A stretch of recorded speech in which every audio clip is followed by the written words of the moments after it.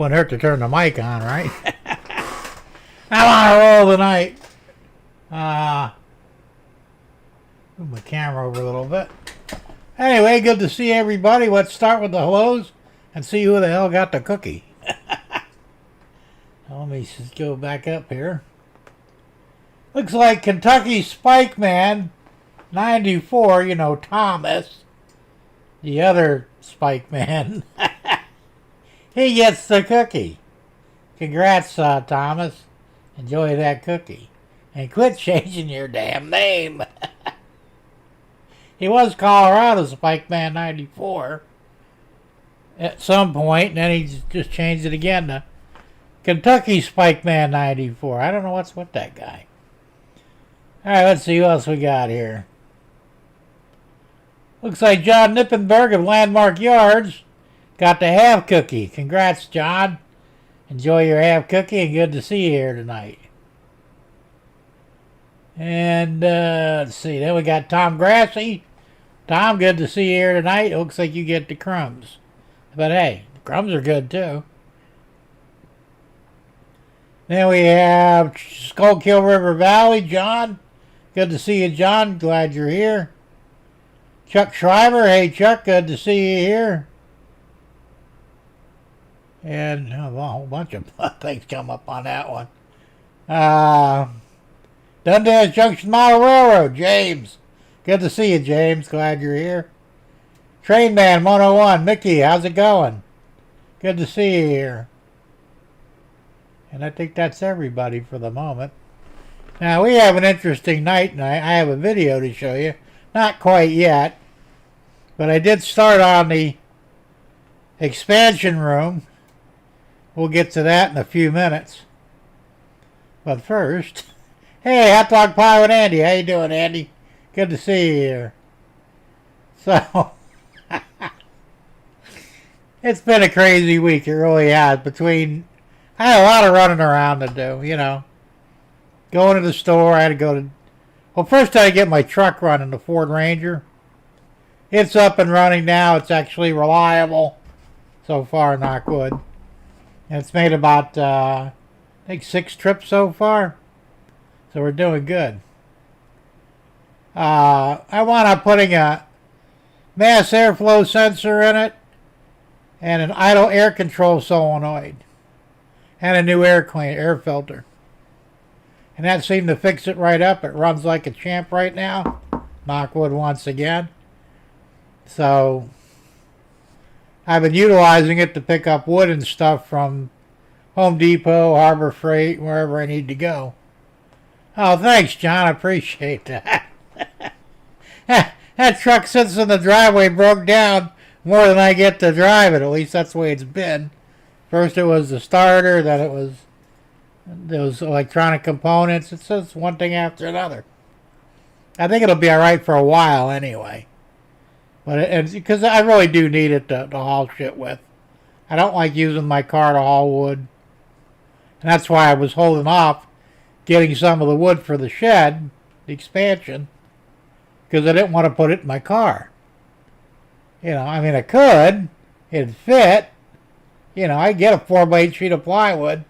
It sticks out halfway, but that thing's got a big trunk in it, you know, and I've done it before.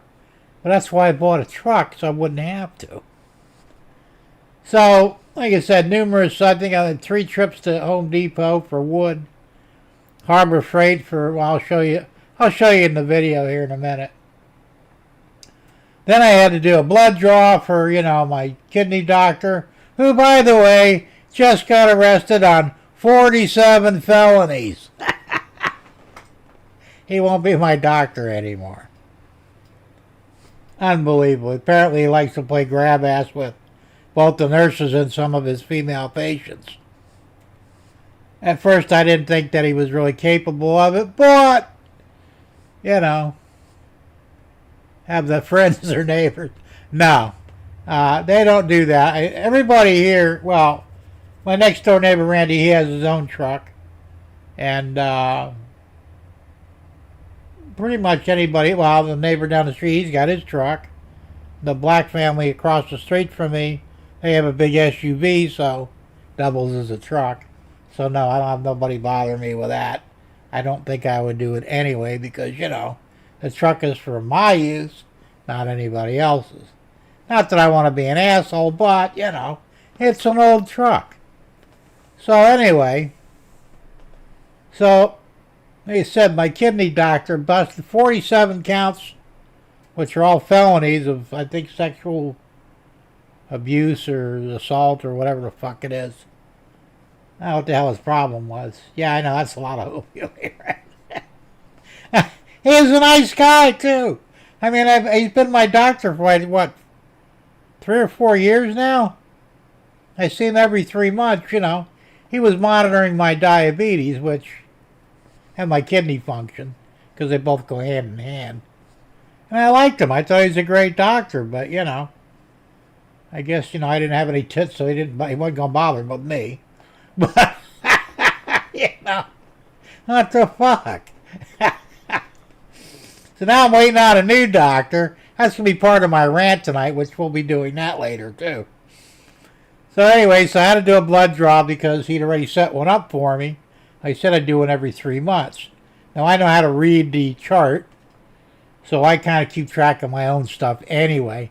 Actually, I don't need a doctor, It doesn't cost, well, I think I was paying him $10 a visit. Big deal, Doesn't say much for your ass. I guess not, Andy. Hey, Stormy. Steve, how you doing? Good to see you here.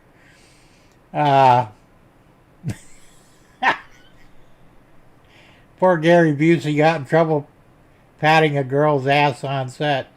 As I was saying, these women have no sense of humor, but, in today's society, you just, when I was a kid, that was normal.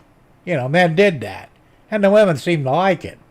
I don't know, now they don't seem to, so you can't do that shit anymore, I remember, I was in a strip club once. I think I was like 19 or 20. I was pretty young. I was married, I had my wife with me. But there was one of the fucking topless dancers was walking in front of me. And I reached and copped a feel, And she didn't mind that much, She just gave me kind of a look like, you're supposed to pay for that. I go, here's a buck, But like I said, if you did that today, they'd probably bring the SWAT team in, put you in chains, and haul your ass off to jail for, many years. It's crazy. So anyway, I had to do that. And of course, I had other things that I had to do. We had to do some food shopping, and I had to take Debbie out to eat because she's been a real big help to me with the building of the shed so far. And I says, well, I said, you're going to expect something in return, I imagine. She says, well, take me out to eat. So I took her to Culver's, and we each had a burger. It was really good food. It really wasn't any more expensive than McDonald's.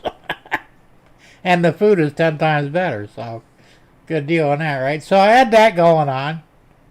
And honestly, I'm in really not that great a shape physically. And I did a lot of walking. I mean, I worked so hard that I actually got my blood sugar down to normal range without any insulin for a while.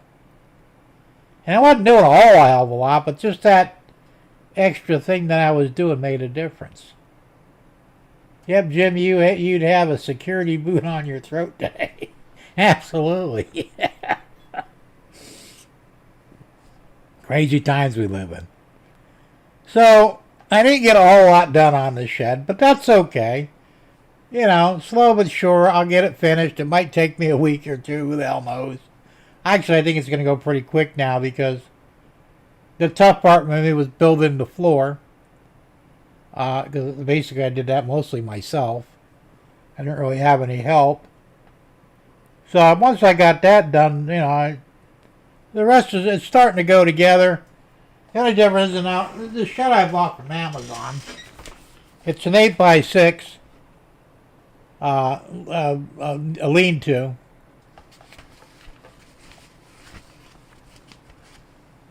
He's chatting trains a little bit, yeah. Well, it's train related.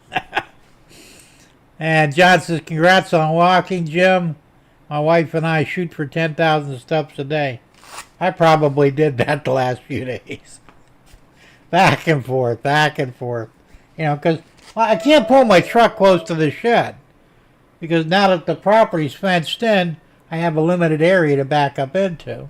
And it's roughly about, I'd say probably 25, 30 foot from the sugar shack to where I could back my truck in.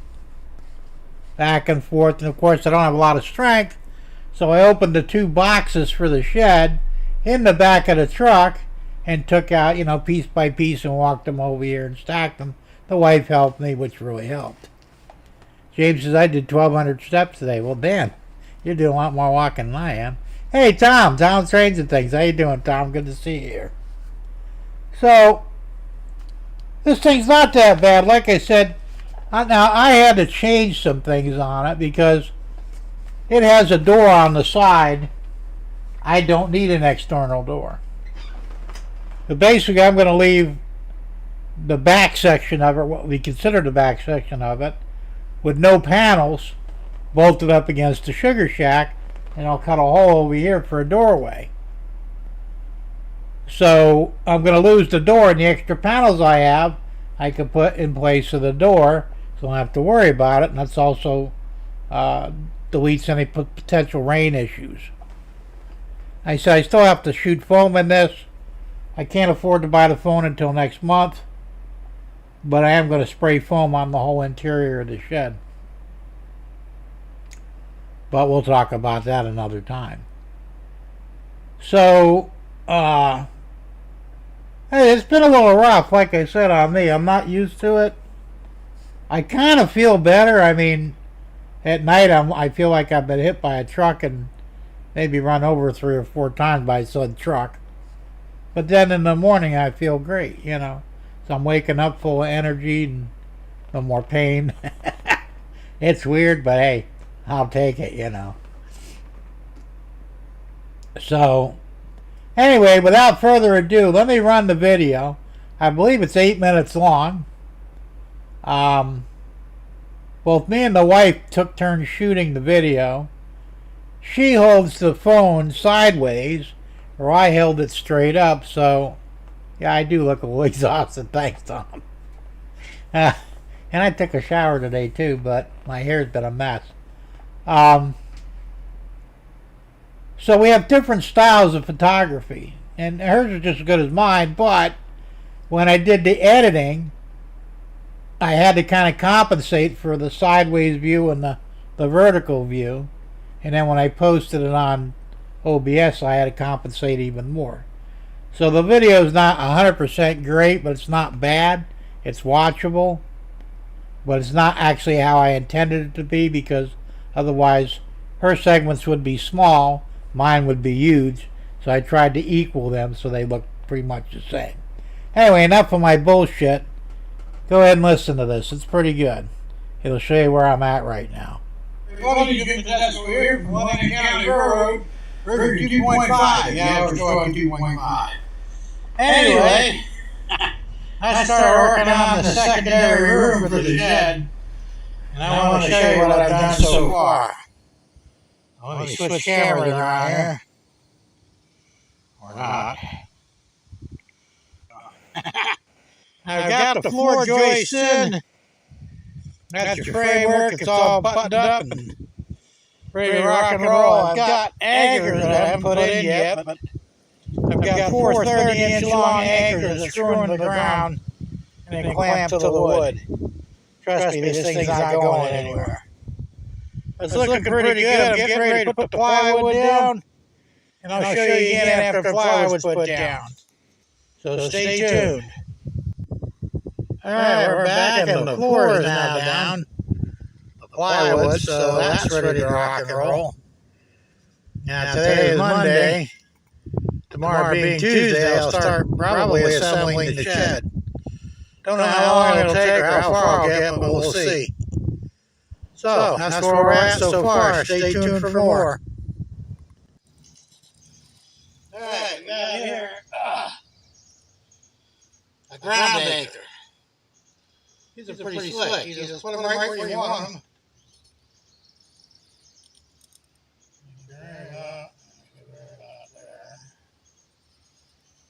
You gotta kind of get them spaced out right for the bracket. You take your drill with the included socket that comes with the set. And you just screw them right in.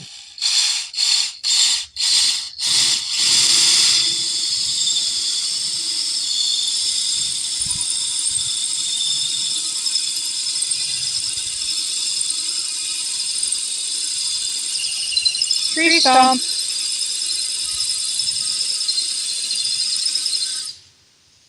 And it's got to go down a little bit further than that, like a thick brick.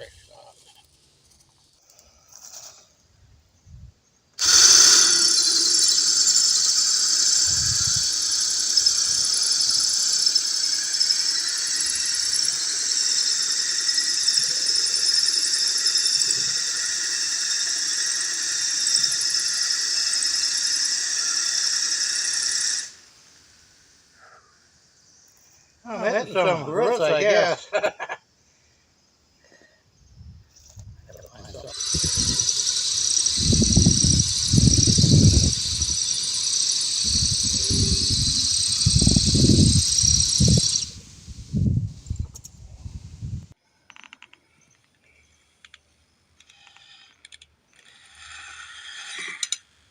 That's it.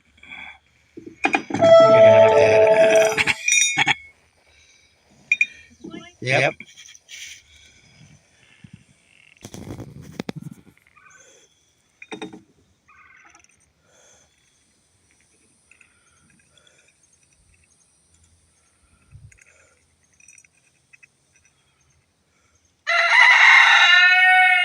There's the rooster.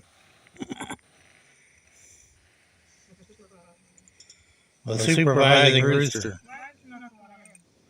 You probably have to manipulate a little bit.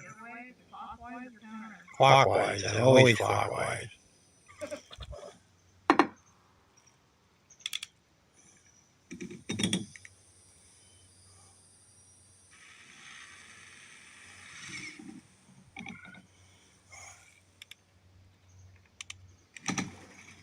That's good. It don't matter.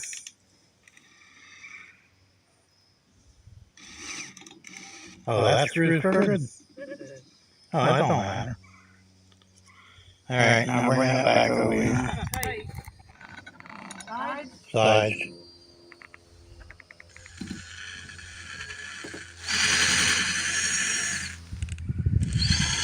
No problem. Pull the trigger all the way and hold it. There's no line. You're going the wrong way. Hey, or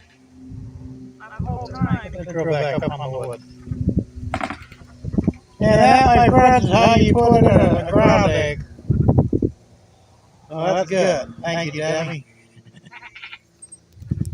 And I'm back, and it's Thursday. Show day. So I won't be getting much done today because I got to get ready for the show tonight. But this is what I've got done so far on the shed. It's not a lot, I realize, but I spent a lot of time running around back and forth to Home Depot and getting blood draws and all kinds of other crap. So I have very limited time to get things done. But I got the main frame up. I got one corner panel in. And there's all the parts on the floor there to assemble the rest of it. I don't know when I'll get that finished, but we'll see. Oh, and then I bought this garden seat with the wheels because I can't bend down, but I can sure sit down and screw in the lower panels and stuff and all that, so that was really handy. That thing was $65, but it's worth it because the seat swivels, it has a little storage tray underneath, and pneumatic tires, so it was a good deal. Thank you, Harbor Freight, for that. So anyway, that's where I'm at with this thing. I've got 1x2s there, pressure treated. I had to put them, they're going to be behind, between the shed and the shed. I should say the sugar shack and the shed. Because of the gap that is natural for the shed roof and whatever. So it was actually it's a 3/4 inch clearance issue, and the 1x2s are perfect for that. And they said they go up, I think it's 81 inches, which is, I think, the high end of the shed. So I'll have a piece that goes across, and then down the other side, which will actually strap the whole assembly to the shed itself, or the sugar shack, I should say. Plus, it's anchored on the ground as well. So it's going to be pretty solid. So anyway, that's where we're at with this thing. You can see I got my Ranger running again. I've been using it to make my runs to Home Depot. I'll talk about that more tonight, what I did to that to get it running. And, well, we're getting there.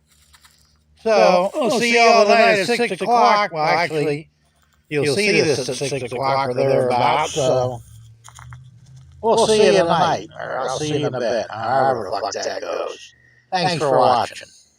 I almost forgot the massive mess I've got inside the sugar shack. Because I've got shed parts in here, instructions, screws, batteries. There's more of the components for the shed. I didn't want to leave them outside. And there's just stuff everywhere.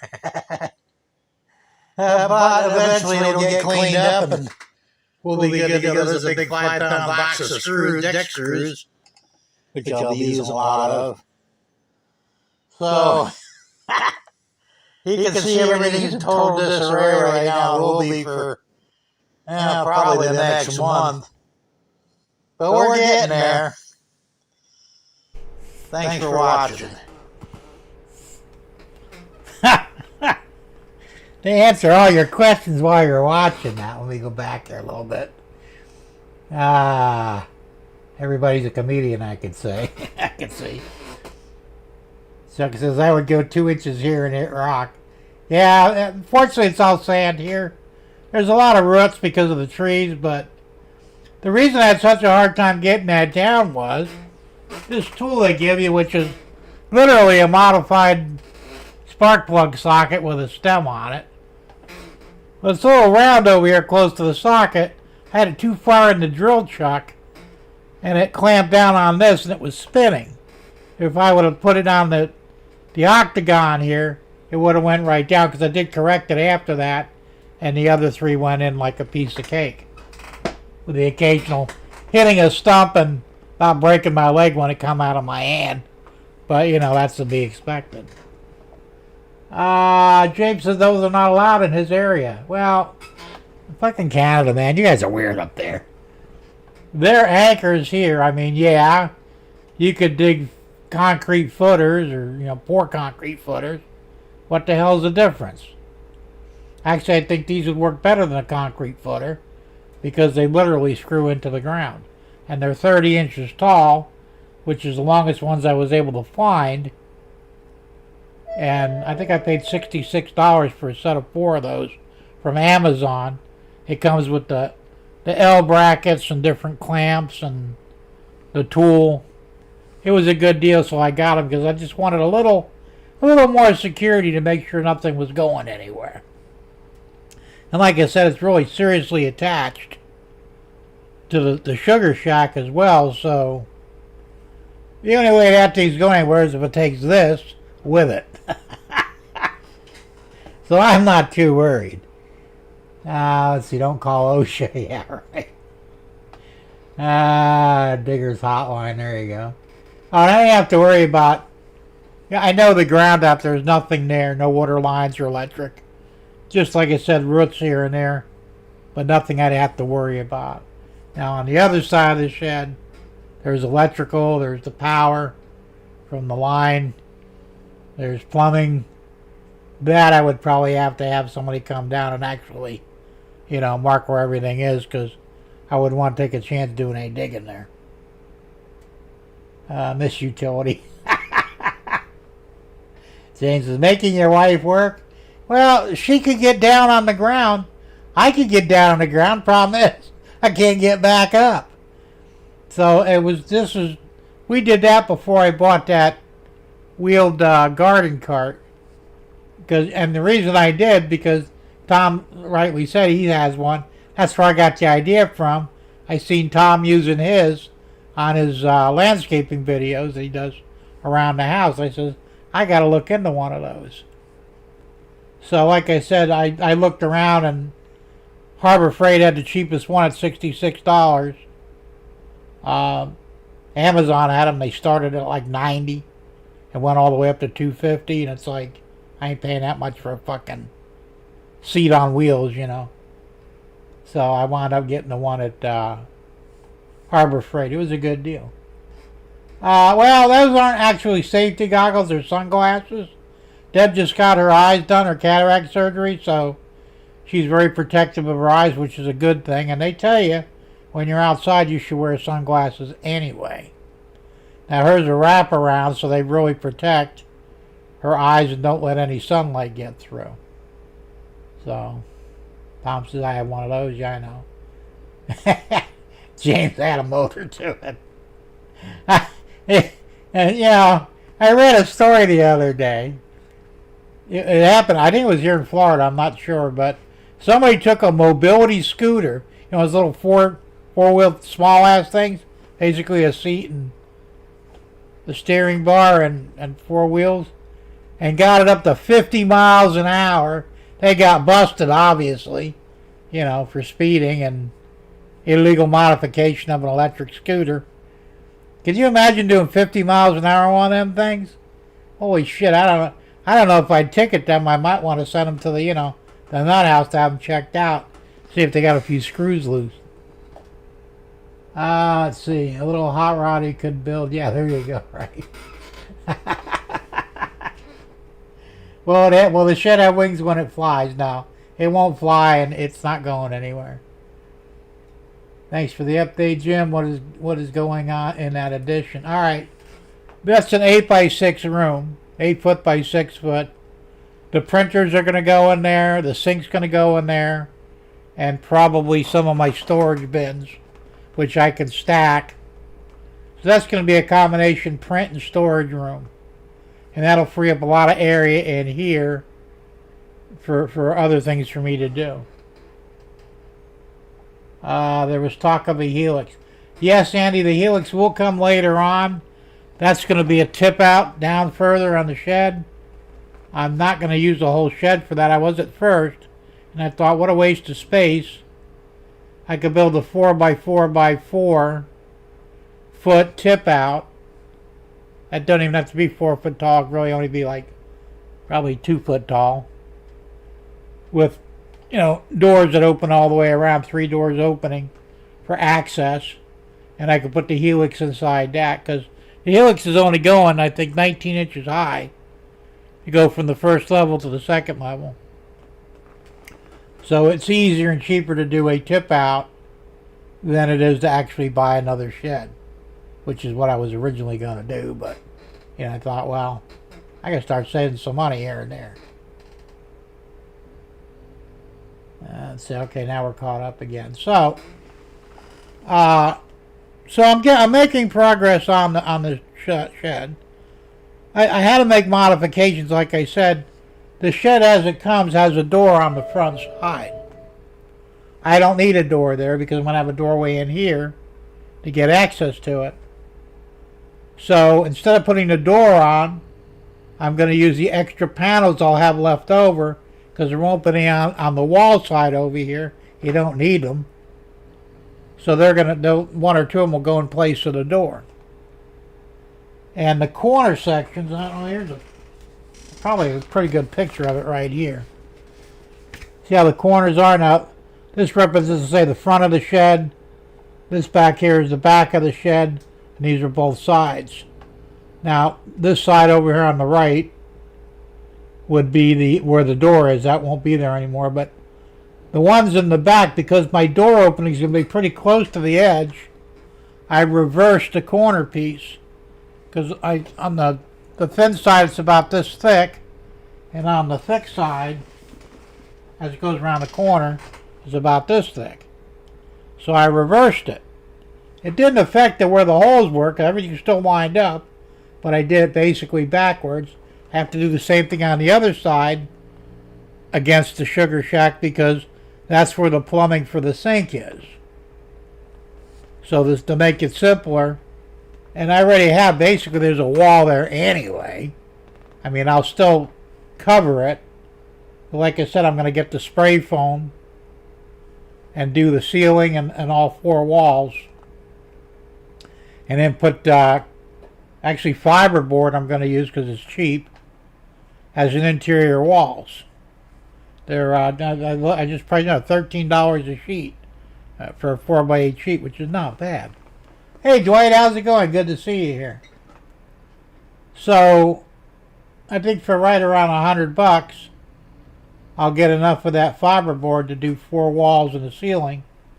And that's why I bought so much of the 1x2s, the furring strips, because they'll be the braces behind the wall that I could screw into, and they'll be attached to the shed itself.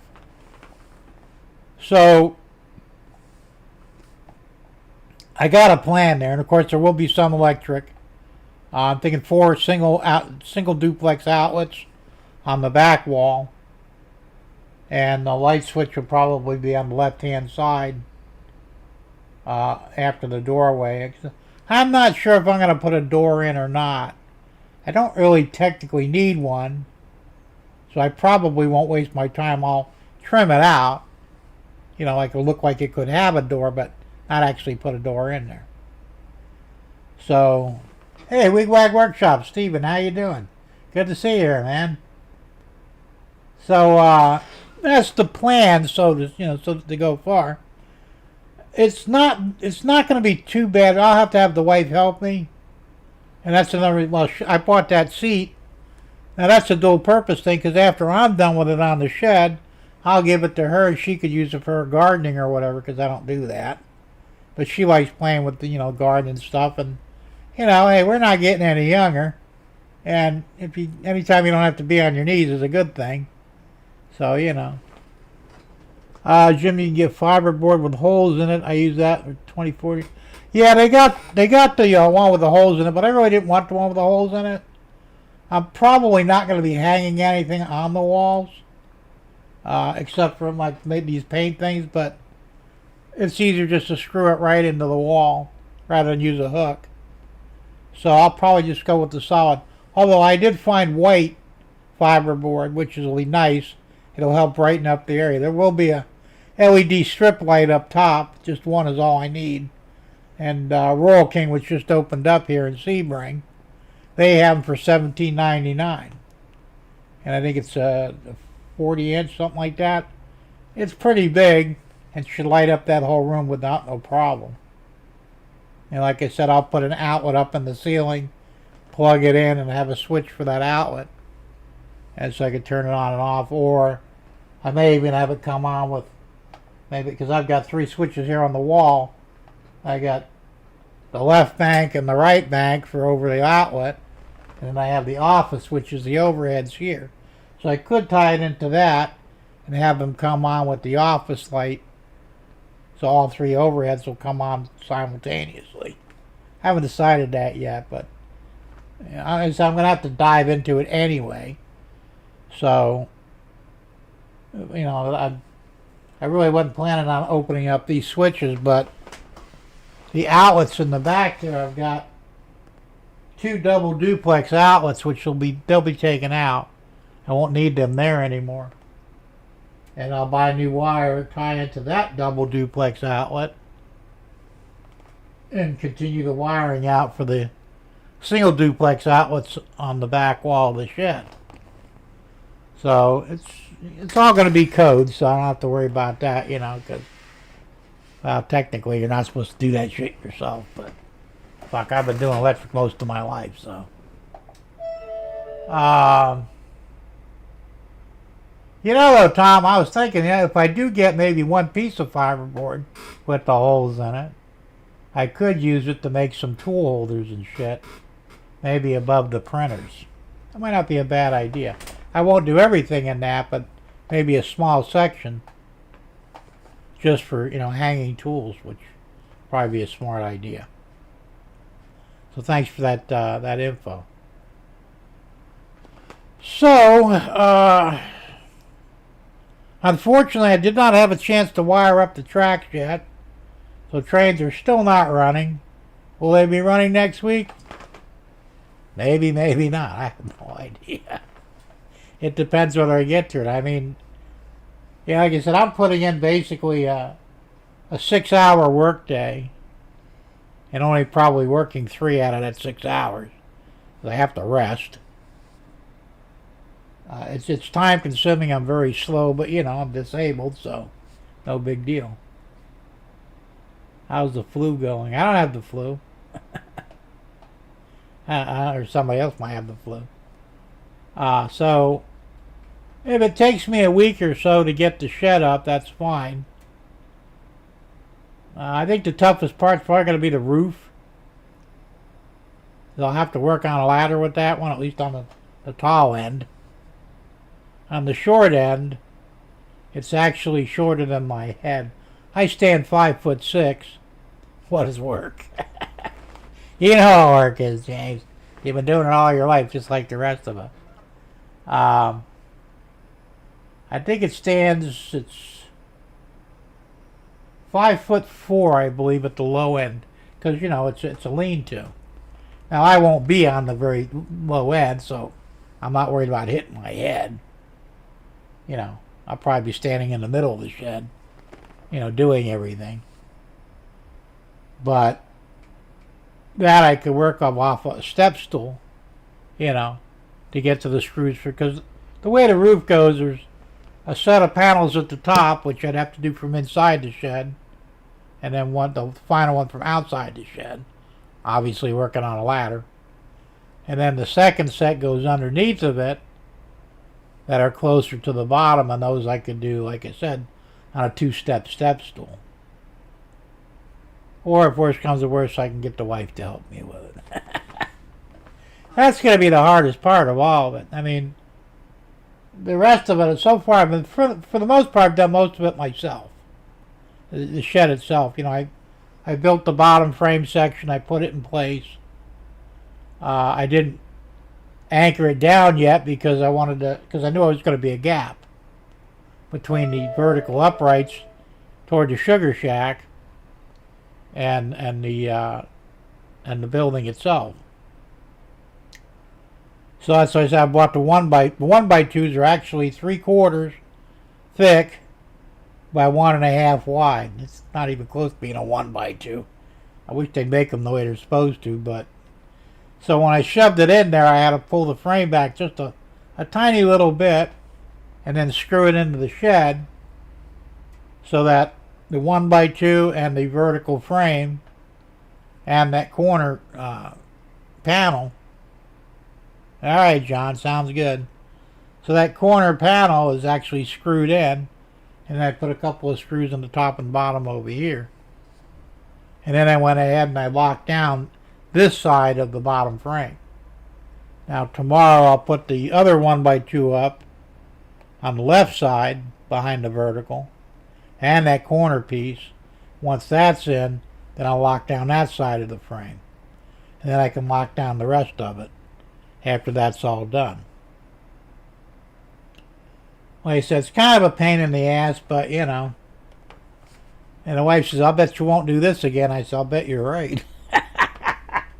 I mean, in all seriousness, I'm getting too old for this shit, you know. I mean, there was a time, before the stroke, I could have had that shed up in one day by myself. You know, I built sheds before. They're not that big of a deal. But, you know, I was able to get on my knees and jump back up and, you know, be able to do what I need to do. So, it is what it is.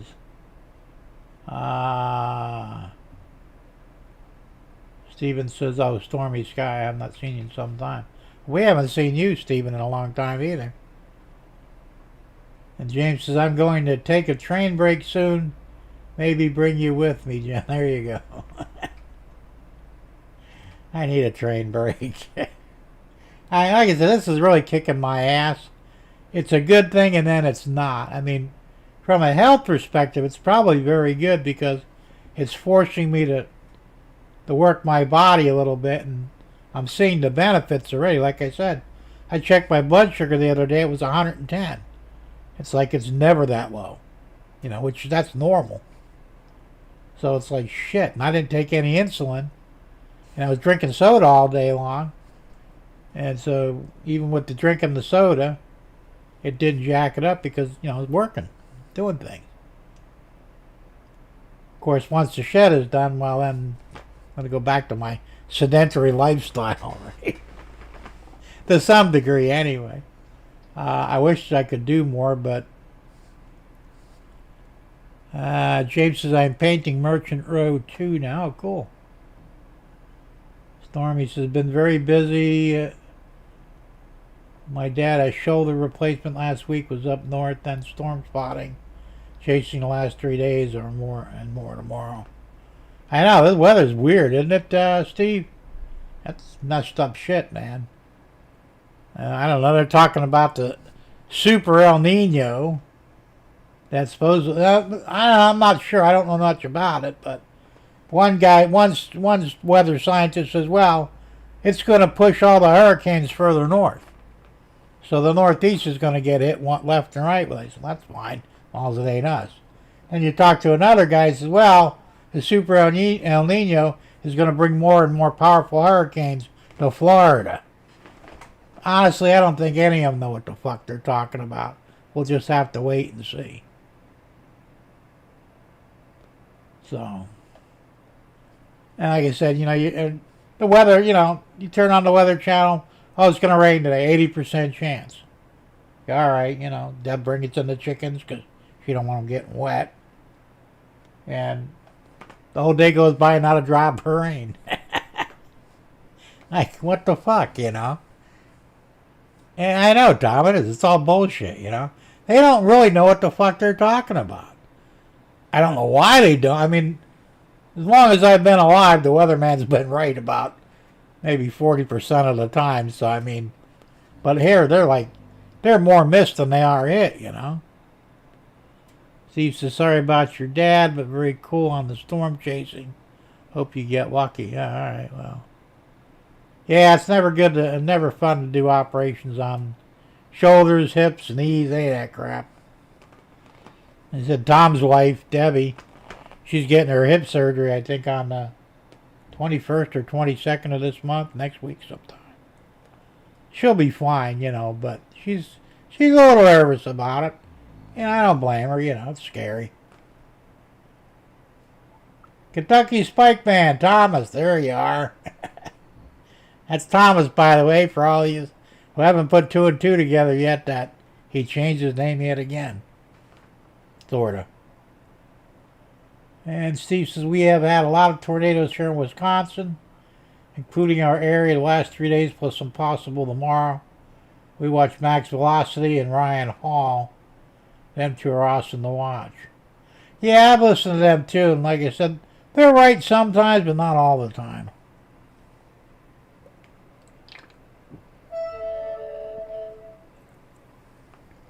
That's why I just, I look out the fucking window. Thomas says, Jim, I have locomotive parts off of CSX ET44AH. Okay, that's cool.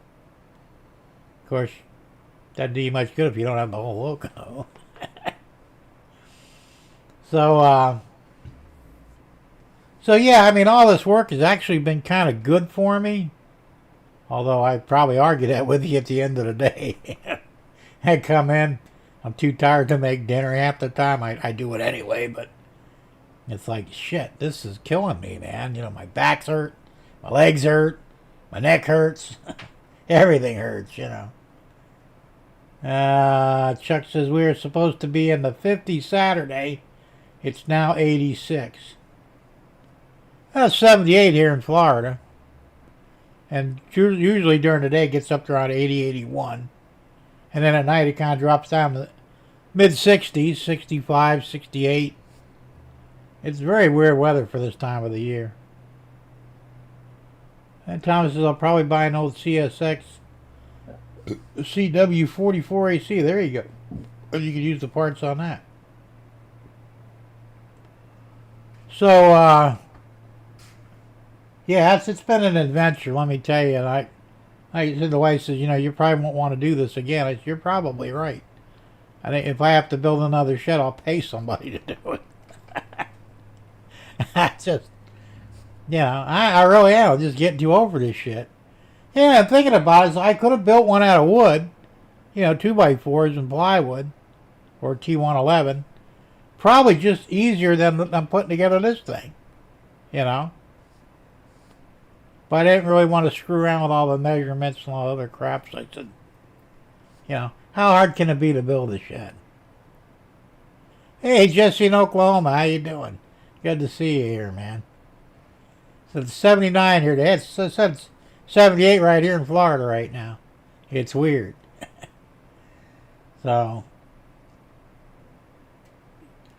and James says it's 18 Celsius, 64.5 degrees Fahrenheit in our area. Well, it's cool up there. But then again, you're pretty far north, so. Jim, you won't 3D print me anything? Not right now. I won't. I'm not printing anything even for myself. I'm busy building a shed. Or it's actually a print room for the Sugar Shack. So, as a matter of fact, I haven't turned on the 3D printer in like over a week. Now, and not that, but I got to get more filament too. I'm on my last roll of filament, and I want to make more of these parts cabinets. Those small part drawers. I'm probably going to make like a total of 8 of them. And they'll go in the print room too. Jay said we got a day off with no tornado. Well, that's a good thing. I said, you're right in Tornado Alley, aren't you? That sucks, man. So, I said, the weather's weird. I don't know what the hell's going on. Yeah, I think that they fucked up the whole weather pattern when they were trying to destroy the southeast, Florida, Georgia, and the Carolinas. That big hurricane, what the hell's the name of it? Bertha or whatever the fuck her name was. That was designed to take out all 4 states completely. But it was so big it couldn't sustain itself. Once again, they got a little crazy with what they want to do. And I absolutely believe that they can manipulate weather. Can they create a hurricane? Probably not. But once one's built, can they steer it and maybe even make it more powerful? I believe so. 5G weather, there you go. So, but the thing is, there's always a price to pay when you screw with stuff. So the Sugar Shack 3D printing and model railroading with Millennium County Railroad version 3.0. After I get the shed built, it'll probably be 3.0. This is a pretty big project that warrants a boost in the model version. But, yeah, so I think all this bullshit they did trying to destroy different states threw the weather patterns off, and it may be permanent, who knows. But now we're seeing really unusual weather patterns, And it's like I said, some of the systems that are in the center of the country, they look like inland hurricanes. You get a snowstorm with 100 mile per hour winds? What the fuck? That's a hurricane by my definition. So, it's crazy.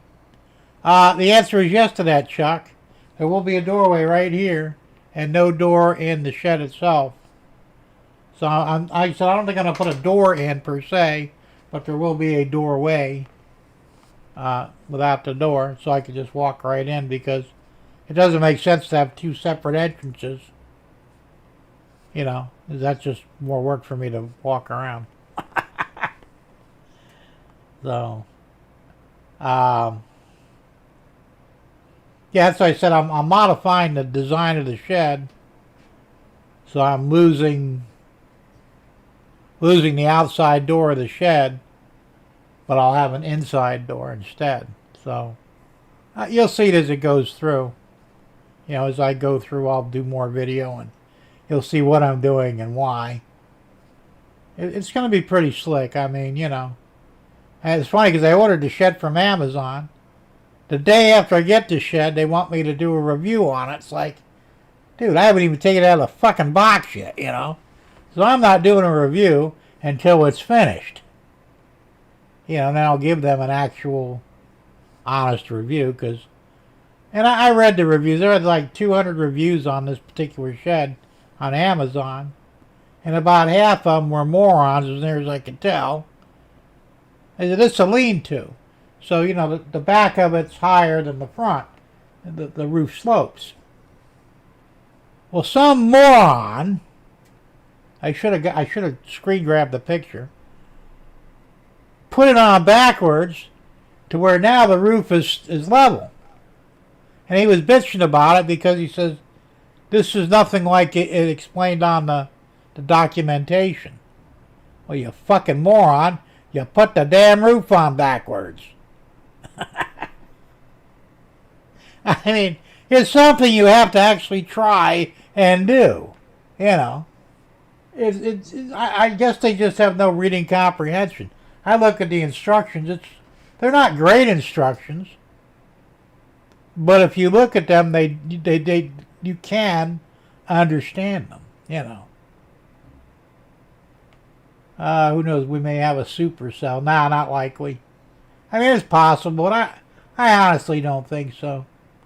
Jesse's got a new channel. Everybody make note of that and hopefully go over there and subscribe to him. We don't want to let him get lonely over there. And let's see. James wants to know why you have a new channel, Jesse. Because he can. Thomas and Jim, will you ever... No. There's no reason for me to do N scale. It's, first off, it's the same price as HO scale. Basically, they're the same price. I mean, you want an N scale locomotive? It's $300. An HO scale locomotive, $300. Why would I pay more for less? And like I said, I tried doing N scale in the beginning when I got back into it, 15 years ago there, or in '08. And they're just too damn small for my fat fingers, you know. So I will just stick with HO. Let's see here. We subbed. Stormy Sky said that. Cool. You already subbed, yeah. I'm subbed to your own channel. I'll hunt it down later and I'll sub to it. I can't really do it from here. I don't have my laptop on, so that's how I would normally do that. Well, you're right, Steve. It's ridiculous. Prices are ridiculous. You know. James says I paid $100 for a new N-scale locomotive. Yeah, but it's what, DC?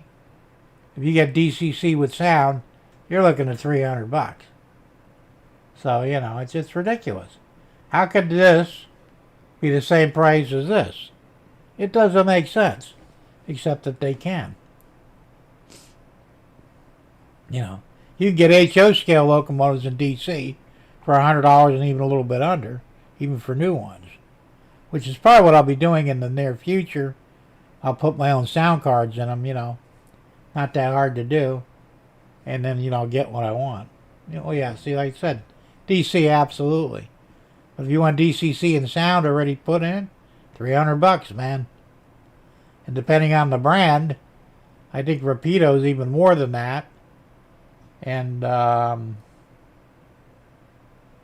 another brand, I can't think of the name of it now, but they're absolutely expensive. Oh, it's BLI. They're outrageously priced too. You know, they got new steam locomotives, $749, $800 for HO. It's like, I don't think so. You know. I mean, look, if you got the money and you want to do it, that's fine, you know. There you go, Jesse. I can't work on N scale. My glasses aren't thick enough. Well, I got great far vision, but, because I had cataract surgery. But up close, I need readers. So I'm actually lucky that I can actually see this pretty good. I think it's because my sugar's a little lower than, close to normal. It does affect your eyesight. Kato, yeah, Kato's expensive too. They're good, they're good models. But like I said, unless you have money to spend on this stuff, a lot of us are looking, we're gonna, we got budgets, man. It's like, oh, I got $100, I could buy a new loco. I'll buy a DCC or a DC version, and then a month later I'll pick up a sound card, put it in a DC version. I got DCC and sound for right around $200. I'll save $100 by not having it already put in, and then I get the card I want.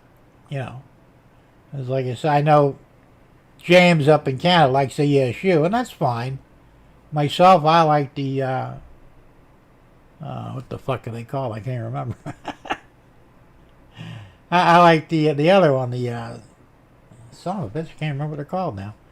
You know what I'm talking about, but I don't really like ESU. They're fine, there's nothing wrong with them, but for what I want, they don't really do it for me. So, this way I can put in what I want, have my whole fleet all on the same page, because that's the thing. If you have ESU here and the other one there, and then the third one there, they're all going to have different addresses and stuff to do certain things, and you got to remember all that, Yeah, Athearn's good. Athearn's inexpensive. I like Athearn, and more than likely, I will be buying a lot more Athearn stuff.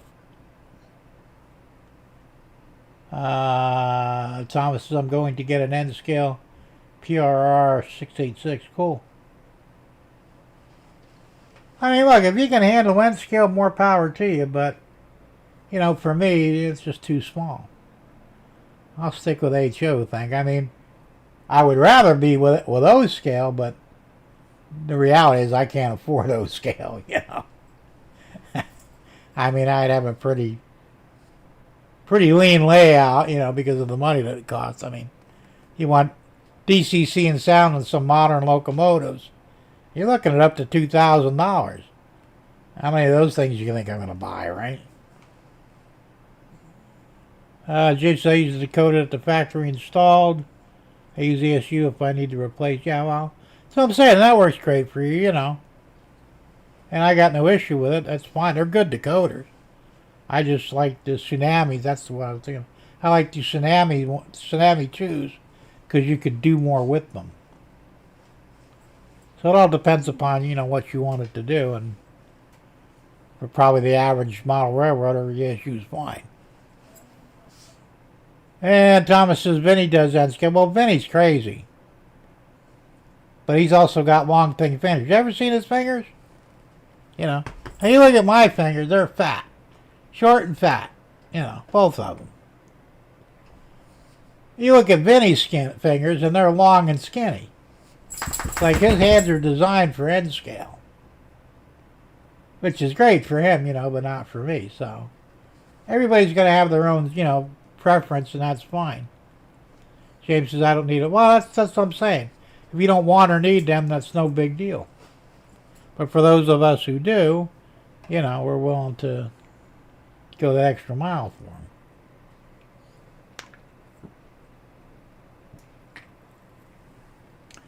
Steve says, Jenny and I used to build a lot of blue box kits back when we both modeled. Yeah, I like the blue boxes, And I'll probably be looking for them at, any future train shows I go to.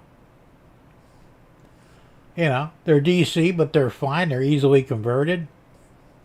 And they're inexpensive, You guys saw that switcher I bought, the SW1200. I paid $30 for that. It was DC, but I converted it over to DCC. And I didn't go sound with it, but I went DCC. Cost me $9 for the decoder. So the cost to replace, well, that's true, James, but it depends what you want, If you don't need sound, decoders are very inexpensive if they're just, motor decoders. Like I said, I bought one for that switcher. It was $9.95. Free shipping from eBay for a brand new decoder. I don't remember who the hell made it. It was, can't remember now, but the brand name, you know. And it all depends upon, you know, what your budget is, how much money you want to spend. You know, I mean, I have a very limited budget for trains. And, you know, it's like I was going to buy that True Fans locomotive. You know, it was $412. And I did the pre-order on it, and I'm thinking, you know, do I really need this? And I went ahead and canceled the pre-order, you know, last month. Because I think they'll be here, I think, in 2 months. I think middle of June. I went ahead and canceled the pre-order because I figured, you know what? I could take that $400 and buy a whole bunch of smaller stuff, or I'm spending less than that to put the second room in. Why in the hell would I spend $400 on a fucking locomotive, you know? I mean, yeah, it's cool. You know, working fans and shit, but that's just too damn expensive. Let's see. Thomas says, I'll probably try to find an N-scale Paducah Louisville ST70 Mac number 4522. That sounds cool. Tom says, simple rule, you don't want sound, then you do not buy engine with sound. Cost a lot more than when without sound. That's true. If you don't need the sound, don't get sound, you know. And James says, my budget is toast. Well, James, you got what, 2 of everything? Or more? I mean, you got a nice collection there, you know, but yeah, I'm sure you blew a lot of money on it. Thomas says, Jim, is there an HO scale trains made from hard pewter alloy? Not that I'm aware of. I mean, I know they have some brass stuff. Basically, it's brass or plastic. They do have some that are die cast, which I think is just basically pot metal. But that's the only 3 metals or materials that I'm aware of. Steve says, do you guys remember Flowquill Quaint and the railroad colors back in the day? I do. I used to use that modeling paint all the time. I like that brand. Yeah, they quit making the Flowquill, didn't they? I had a bottle of it that I got at a train show. And I already used it all, but good stuff. Let's see. James says, Thomas Grassi, they don't sell locomotives. DCC only, except Intermountain. Yeah, you may be right about that, James. I mean, most of the time, if they're DCC, they have sound on them. Otherwise, you go with DCC ready. But the DCC ready ones are nice because basically, most of them are 21-pin motherboards. You just plug your ESU or whatever right into it. Takes you 2 minutes. And boom, you're ready to rock and roll. James, you probably dumped your 401k. Maybe. Then James says, basic decoder is $40. $50 to install it in a used locomotive or a new locomotive. Well, you got to learn how to do it yourself, James. That's how you save money. Like I said, if they're DCC ready, matter of taking the shell off, plugging the decoder in, takes you 2 seconds, put the shell back on, program it, and you're ready to rock and roll. You know, now if it's DC and you want to convert it to DCC, that could be a little more entailed. It depends what model you get and how old it is. Like, you know, like I said, the switcher I bought, it was a Concord model, and it was a piece of cake to put the decoder in. But there are some older ones where the chassis are split in the middle and they have insulators in them, and one side of the chassis is your positive, the other side of the chassis is your negative. That's why they have insulators in them. Well, you have to isolate all that shit if you want to put DCC in it, and there's probably no place to put the decoder, so you have to do some, you know, grinding and cutting, and it could be a real pain in the ass. But like I said, it just depends what you're doing it in. But if you have DCC ready, which are generally about $150 cheaper than DCC with sound, you just get it and you buy a cheap decoder, you know, just a motor decoder, pop it in, and you're ready to rock and roll. Paying somebody to do it, well, that's crazy, you know. Hey, Waycross Train Spotter. Hi, Scott. How you doing? Good to see you here. Is a Jim Saw online person running for Florida governor? Don't care about. Is he going to mandate back? Yeah, isn't that the one that got arrested? Hey, just busted one of them. Well, you guys, if you don't live in Florida, it wouldn't matter. But if you live in Florida, you want to vote for what the hell's his name again? Damn it! He's the lieutenant governor right now under DeSantis.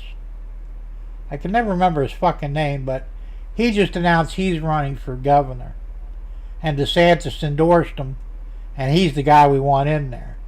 Because they also got the black guy. And I'm not being racist, but I'm sorry, I just don't want no blacks running the government. Every time they do, it seems like they're corrupt, and I don't think he'll be any different. And you want to call that racist, go ahead, but I don't care.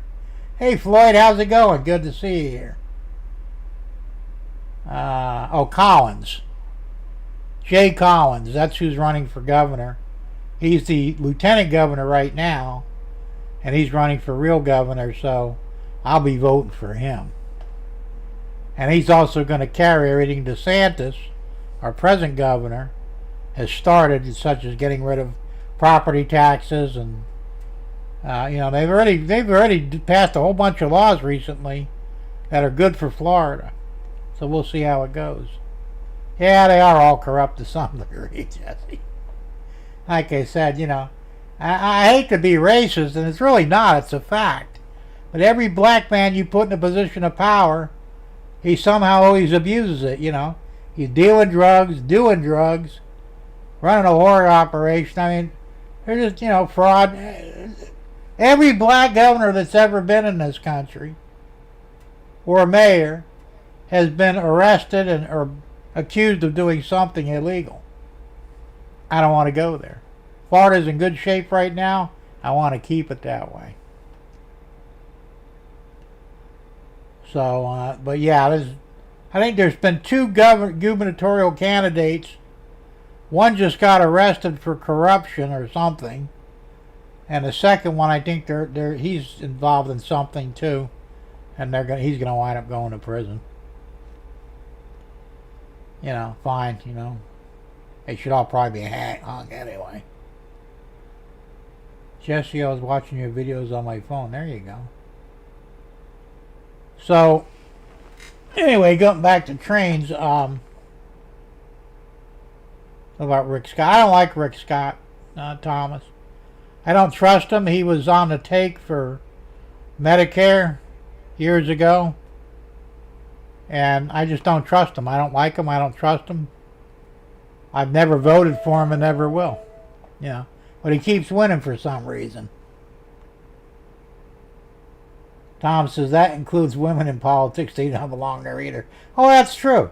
Like that cunt that you've got for your governor. She's a nutcase. And that one in Virginia, Spamberger, I think she's getting ready to get arrested, I think, because she just signed a bill basically outlawing the Second Amendment, which is, the right to keep and bear arms. And they've already told you can't do that. She did it anyway. So, fucking arrest her and hang her for treason as far as I'm concerned. Scott says, Jim, I bought 2 DCC with sound HO scale locomotives and spent $400. Well, they're $200 each. That's not bad. All right, Andy, have a good one, man. Thanks for popping in. Have a good night's rest and enjoy your weekend. Let's see. Wife's stepbrother is moving to Utah, so that makes me an honorary American.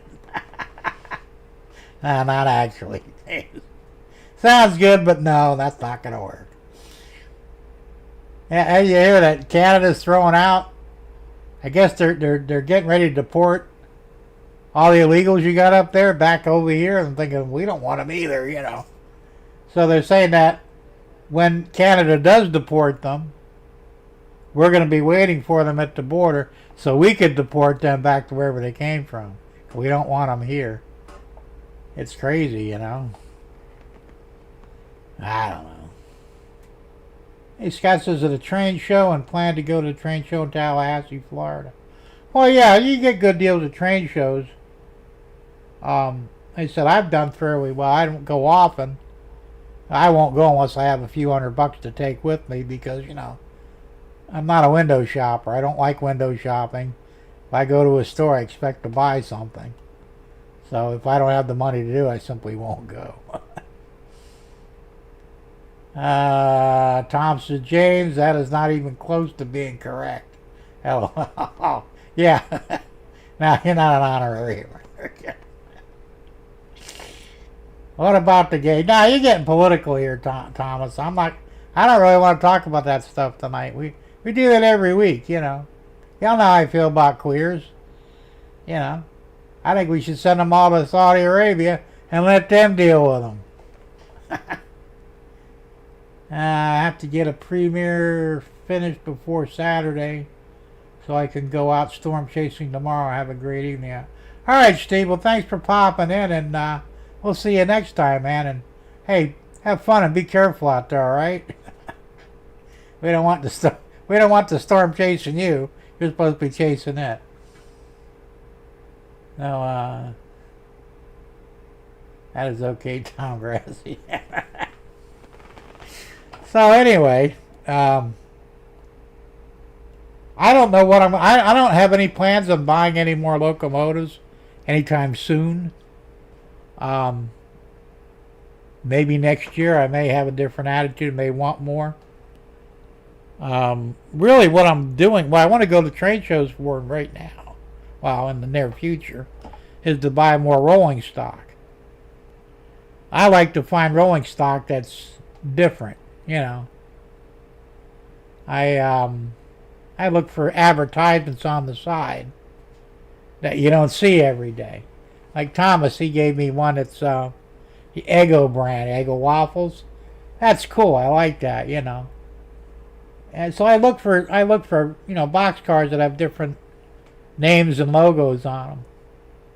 Because who wants the same old boring brown PRR or whatever? I mean, that's fine, but you know, you want to have some different stuff there just because it's cool. That's why I started doing my own. I've got the Bark box cars, and I'll probably even, you know, eventually do a Petco box cars and stuff like that because they're not prevalent out there. So I'll make my own. James says, Tom Grassi, my great aunt lived on Long Island and she was American. Okay, there you go. Well, yeah, I mean, you know, if you're American, then you're American, but you can't really be an honorary American. No more than I could be an honorary Canadian. So, you know. Thomas said, Jim, I have the Golden Spike replica. I know. I think I saw it. I might have commented on your short. I believe I did. And Thomas said, Jim, you have another box shark coming too. It's a Frosted Flakes. That would be cool. You know. I said, I like stuff that's different, you know. So when I go to the train shows, that's what I'm looking for. And I found, like, last time I bought a whole bunch of ones with different, you know, names and logos on them.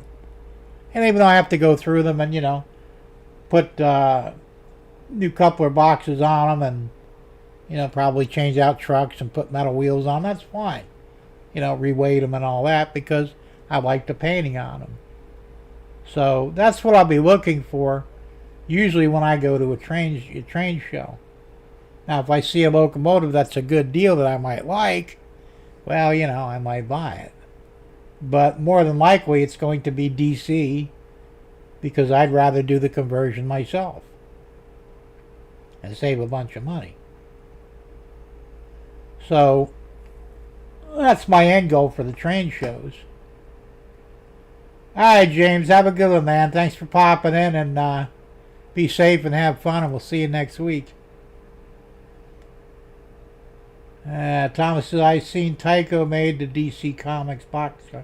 You know, Tyco made a lot of different boxcars, you know, the logos. And even though I'm not a big fan of Tyco stuff, because you really got to modify the shit out of them to make them worthwhile, but it's almost worth it because they produced boxcars that nobody else did. Exactly, Floyd. It's the graphics that take your eye, without a doubt. By the way, did I say hi, Floyd? Thanks for popping in. I think I did, but I don't remember. So, as I said, that's what I basically look for. I mean, it probably wouldn't hurt to have some more gondolas, maybe some flat cars. My big bitch with the flat cars is they're not properly weighted. And it's very difficult to weight them if you want to keep them empty. Now, if you put a load on them, well, you can load the weight, weight the load rather. But if you want to run them empty, which sometimes I like doing, it's very hard to get them weighted properly because there's no place to put weights. So I'm not real big on the flat cars because of that. And also, I don't understand why a flat car costs the same as a box car. I mean, there's like a fourth of the material on a flat car, maybe not even, and it's the same money as a box car. There's something wrong with that. Well, you gave me the old Dutch cleanser car. I got that one. That's cool too. Like I said, I got some great cars, and I'm slowly converting them over to metal wheels and body-mounted couplers and that sort of thing, and reweighting them so that they're correct. I just bought some more Katy couplers, but I haven't had time to do it. And I still have plenty of metal wheels to convert them over. And I print my own trucks. As a matter of fact, I think there's 8 trucks in there already printed and painted. You just got to put the wheels on them and mount them, Let's see. Jesse says, I ran a few billboard reefers in my Route 66 anniversary shirt today. Oh, cool. That's nothing. I'd like to get some decent, electronic billboards. Like Tom from Tom's Trains and Things. He went to the trade show this past weekend, and he got some, LED signs, digital signs, whatever you call them. $15. Hell of a deal. I'm going to look for some of that stuff, too, because it'd be cool to have them on the layout, Anything that lights up and is possibly animated, of course, is a good thing. Thomas says, I seen Tyco made tobacco and beer. Yeah, that's another. Now, I got pictures. You probably heard me talk about it before. When I was a kid up north in Jersey, and Tom, you probably know all about it because you're in Jersey. It was a beer called... son of a bitch, I can't remember the name of it now. Had the 3 rings. And it'll come to me eventually. I really like that beer. That's what got me started drinking beer. And it's only available, I think, in New Jersey and New York, maybe Pennsylvania.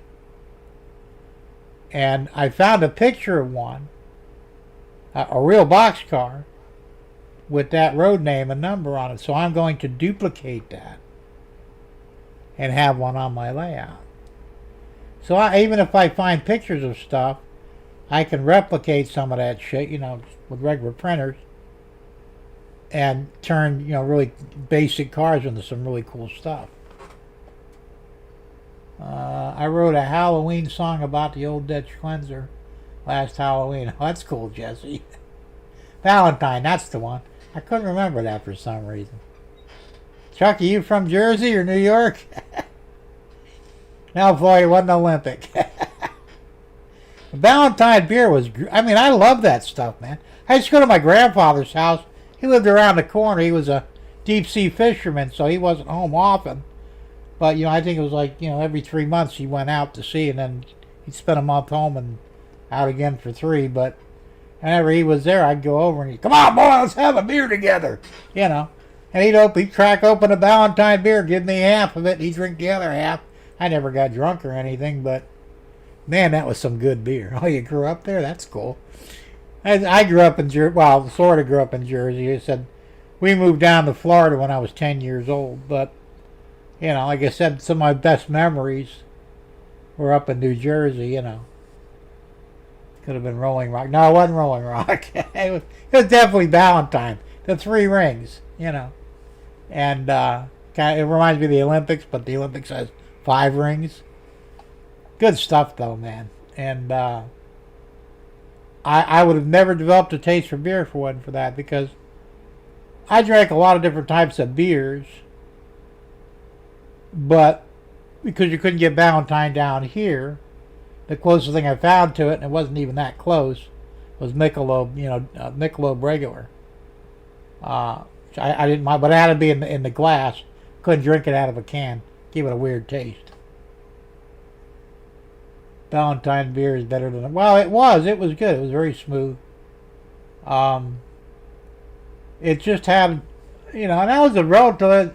I don't think it was considered a microbrewery. Maybe by today's standard it would be. But it was a very popular beer up there. I don't know what it cost because I never bought it, but... I know you could still get... I could have it shipped down to Florida. You know, I get like a 12-pack or a case. And I'm half tempted to do it one of these days. It's not terribly expensive. I mean, beer is expensive anyway, but it's in the same price range as everything else. So, probably looking at, you know, $20-25 for, you know, a 12-pack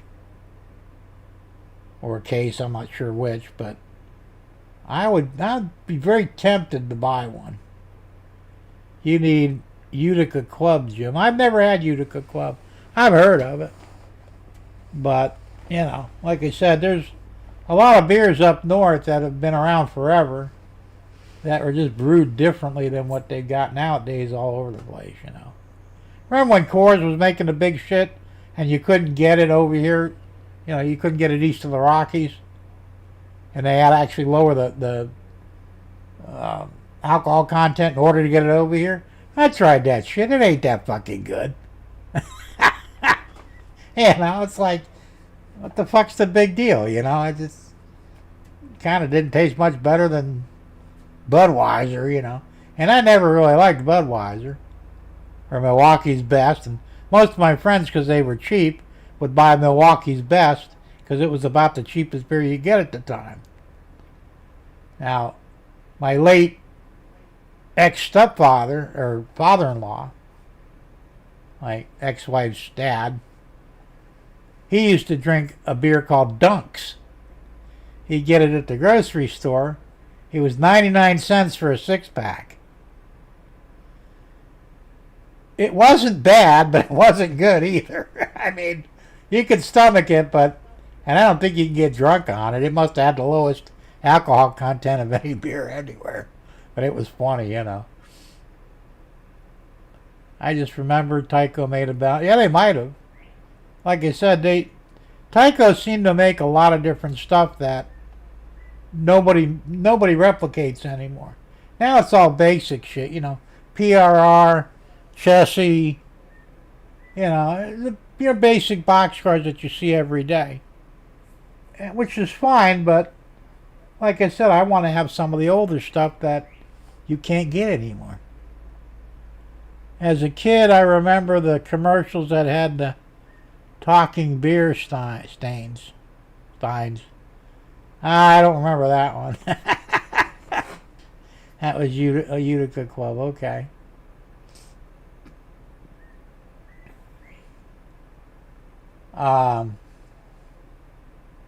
Talking beer steins, okay. Yeah, I don't remember that. Like I said, I'd heard of the beer later on, but I never had it. And I never saw any commercials for it. So, and I'm not really much of a drinker, you know, I mean, especially now, but Tom Gray said Valentine and Rolling. I never had Rolling Rock either.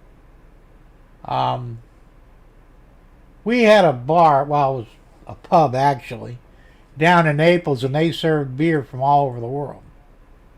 I drank English beer, you know, the shit you drink warm. They keep that crap, by the way. uh, some of the German beers, Swedish beers from all over the place they had. And I tried a lot of them, you know. They had real thick lagers. Some of the shit was like syrup, you know. And it get you fucked up too, you know. Coors Light got boycott. There you go. Rolling Lock was from Pennsylvania. Okay, that makes sense. Latrobe. Never heard of Latrobe, but hey, I'll take your word for it. Up here we would get the Buffalo channels on the free air TV. There you go. You know, when I was a kid up north, I think we had 3 or 4 channels with an antenna, you know, up on the chimney. My dad had a rotor on it so he could rotate it and tune in better to certain signals. But, and remember back in those days, this is back in the 60s, you know, 12 o'clock midnight, they went off the air and the test pattern with the Indian in it, that would come up and for the rest of the fucking night. It's crazy shit, man. Blue Buffalo, what is it? Blue Moon. They got that down here. I saw it in Publix. Never had it. But, you know, like I said, I'm not... a lot of it's just too damn expensive anyway, and I'm not spending crazy money for fucking beer. That's near Pittsburgh. Okay. You squeeze orange juice in it, if you say so. That's another thing. Yeah, Foster's.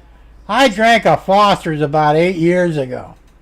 Right before I moved up here, my neighbor down the street, which I hadn't seen in a while, he says, come on over, man. You know, we'll drink a beer together. All right, so he gives me a can of Foster's. Fucking cans like this, right? And holy shit, that's a lot of fucking beer. It tasted like shit. I drank half the can and said, you know, I've had enough of this crap. But Jesse says, y'all made me thirsty. It's beer 30. Be back later. There you go, Jesse. Well, enjoy that beer. John says, as a kid, we had a black and white TV with house-sized antenna. We got NBC out of Johnstown. That was it. Well, so we had a black and white TV too. Well, in 1966, my dad broke down. Or was it 67? 67. He went out and bought a color console TV. $1,200 fucking dollars. It was a Zenith. Or maybe it was a Magnavox. I don't remember. But it had the fucking color TV in the middle, a record player on one end, and AM/FM stereo 8-track on the other end. $1,200 fucking dollars, which would be like $5,000 today, you know. And the only reason he bought it, because that's when Star Trek came out, and Star Trek was in color, and he wanted to see Star Trek in color, and that's why he bought that damn TV. My mother was furious. Hey, Derek, how's it going? Good to see you here. So, you know, it is what it is, but, you know, like I said, and then we had color TV ever since. I talked about this one. I might have been on one of the shows, too. Before he got that, they had this vinyl that you would throw on the picture tube. It was like a static stick, and it was blue on the top, red or orange in the middle, and green on the bottom. And it was supposed to simulate a color TV. It didn't work. I don't know what he paid for it. Whatever it was too much. He had it on there like one day, so this is stupid. He threw it in the garbage. But the commercials for it says, you know, this will give you the equivalent of a color TV. But it really didn't. Terry said, just got back from Home Depot. I was at Home Depot yesterday and a day before. And I think, did I go Monday? No, I went Saturday. And he said, I've been there 3 or 4 times already. I still watch those James T. Kirk. Yeah, I know, I do too. I like Star Trek. I've always liked Star Trek. Being I'm near Lake Erie, we got 8 channels. It was a hot spot.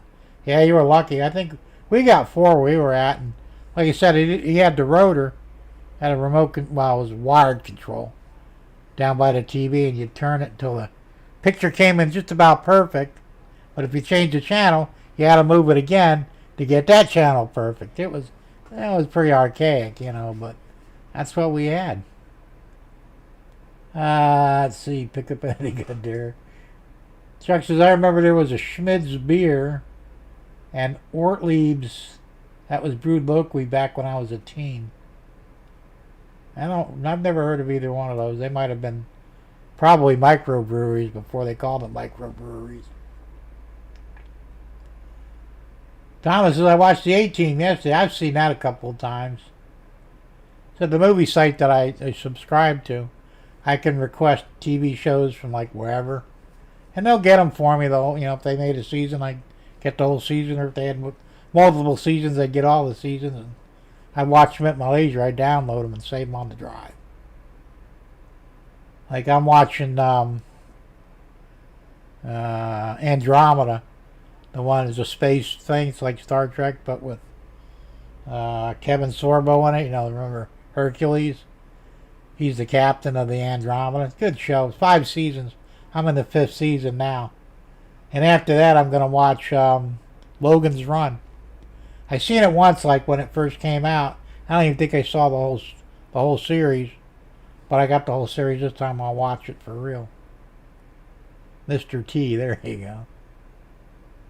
So, you know, like I said, I don't really watch much TV, but, you know, not the new stuff, because most of the new stuff is garbage, you know. I mean, how many fucking cop shows can you watch, or, you know, medical shows? I can give a shit, you know. So I don't watch much of the new shit. I watch a lot of the old shit, you know.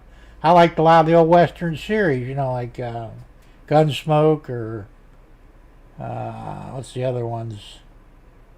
I can't remember half the names now, but I'd request them, download them, and watch the whole series, you know. And I'd watch one a night, and that was my TV for the evening, you know. So it's just, but, you know, it's, like you said, back in the day, even when we first moved to Florida, and we came down in '69, so I basically most of the '70s, you know, they had good shows on TV. Matter of fact, the shows were so good that I would stay home and watch TV rather than go out to the bar on Friday night, you know. Yeah, Rawhide was a good one, too. So, yeah, but now it's like, you know, they got great TVs, big screen TVs. You know, you can get, I think the biggest TV they make now is 105 inches, a flat screen. That's like your whole fucking living room. Bigger than some theater screens, you know. What are you going to watch on it? You know, I mean, unless you're heavy into sports, which a lot of them guys that buy those things, they watch football and shit. I don't do football. Yeah, Rifleman was good. There's really not much to watch on TV, you know. Some of the shit's garbage, man. Now, the best part is, have you guys ever seen Spaceballs? It's a comedy based on Star Wars. That was 40 years ago. That fucking crazy bastard that wrote it, the comedian, I can't remember his name now. They got the sequel to it coming out next year, 27. It's called Spaceballs, a new one. It's the sequel. It should be pretty fucking good. Bonanza, yeah, the Rifleman. What was the other one? Shit. I liked him a lot too. He had the was it the Rook or the chess piece? But I can't remember what he was called, but he was like a lone gunman for hire. Guy was really good. Hey, Stormy Dave, how's it going? Good to see you. Boyd says, I got an 86-inch LG 4. That's what I'm saying. They're great TVs. They ain't shit to watch on them, you know? Not really. I mean, if you're into football and shit, I guess that'd be good. But for us non-sports guys, I don't know what the hell I would watch on the thing, you know? I mean, I got a 37-inch for my computer in the main house. This is a 40 out here. And I'm probably going to move up to a 55-inch for the computer in the house and go that way. Maverick was good. Yeah, that was another one. Yeah, have gun will travel. That's what it was. Not have fun, have gun. Have gun will travel. Yeah, I liked that guy, man. He was good. So, I couldn't remember the name of it. And I watched it like last year, you know. So, there's a whole bunch of good ones out there. And I like, you know, Combat. That was a good movie. That was a good series. Rat Patrol. Those were all great series, man. That was the other one, the Black Sheep, I think it was. The ones with the guys with the fly that they flew in planes. Yeah, Paladin. Like I said, they were all great shows. They can't seem to put out anything nowadays that even come close to that. Everything they put out now is fucking garbage, you know. And I don't do fucking reality series because, one, they're bullshit, and two, they're boring as hell. And I think they're rigged anyway. You know. It's all on INSP, whatever the hell that is. Like I said, I can request all that stuff. Like, I requested, remember the original Battlestar Galactica? I requested that. Haven't had a chance to watch that again yet. Lost in Space, the original series, and the remake. I got the, I think it's 3 or 4 seasons of the remake. I haven't watched that yet either. I got enough TV to watch for probably 5 years. Yeah, Black Sheep World War II war movie, that was good stuff, man. That was the one that, what the hell was the star in that guy? Wasn't he the same one that played in Wild Wild West? I think. I don't remember. That was another good show, Wild Wild West. But until they ruined it by putting a black guy in as the star on the remake. What the fuck, you know? But like I said, they had a lot of good shows back then that they simply don't have anymore. And it's a shame. And, you know, they should probably, they could do remakes, but, like, yeah, that's right, June Lockhart did just die not that long ago. I remember she was pretty hot when I was a kid. Weird stuff, right? But, you know, hey, we were kids, right? So, Hogan's Heroes, that was good. Yeah, I like that. The German guy was Schultz. I know nothing! Nothing! Kind of reminds me of Klaus Schwab. He will have nothing and be happy. Fuck you. You know. But, yeah, they were all great shows. Why can't they make shit like that now? They don't have to be exactly the same, but, you know, Judy was hotter. Yeah, she could have been. I don't know. I always had a thing for older women anyway. But seriously, I mean, instead of putting out the bullshit that they're putting out now, make some decent fucking TV shows, you know. And they always fuck them up. I mean, like I said, well, like Disney, look what they did with, was it Cinderella? No, Snow White. Look what they did to Snow White. They completely bastardized that whole fucking movie. You know, you ruined it. Or what they did with the fucking Little Mermaid. Since when did the Little Mermaid turn black? You know, not that I'm racist, because I'm not. I'm just saying that, you know, it's a white person supposed to do that. If you want to have a black person doing it, give them a new storyline. You know? 2.5 Men, I thought, I wasn't real impressed, but it was funny, though. But see, I didn't do too many comedies because, I don't know, the comedies like Friends and all that shit, I didn't really get into that, you know. Some people did, but I personally like sci-fi out of everything, but, you know, like I said, there's no reason why they can't make. And then, of course, lately, now they're doing this shit they're going to do in animations. Have you guys ever watched, what the fuck's the name of it? Damn it, it'll come to me here in a minute. Firefly. The space series, good show. Well, they're gonna put it back up, but it's gonna be in an animation. I don't want to see a fucking cartoon. I want to see live action. You know, not that I have a big issue with cartoons, but that's the best you can do to bring it back as a fucking cartoon. I'm sure it'll be fine, but it would be better if it were live action. Same thing I just read today that the what the hell was the name of that one? The Last Starfighter. It was a movie, remember? The kid got recruited to go kill the space aliens. Yeah, Benny Hill was always funny. I love Benny Hill. And the Goodies, if you guys remember the Goodies. It was like Benny Hill, somewhere. They used to play back-to-back. Along with Monty Python. Well, I watched that, too. All three of them would come on Friday night, so I would stay home and watch those. But they're doing The Last Starfighter. Well, they're not even going to do a movie. They're doing a fucking comic book for the sequel. What the fuck is wrong with you people? I don't want to read a fucking comic book. I want to watch a movie. Even then, animated would be bad enough, but it would be better than the fucking book. You know, a comic book, really? I stopped reading comic books when I was like 11. They did animated Star Wars episodes. Yeah, I watched some of those. I'm watching one now. It's called The Death Ball. And I don't know. I've watched 2 episodes and I'm having a problem getting into that too.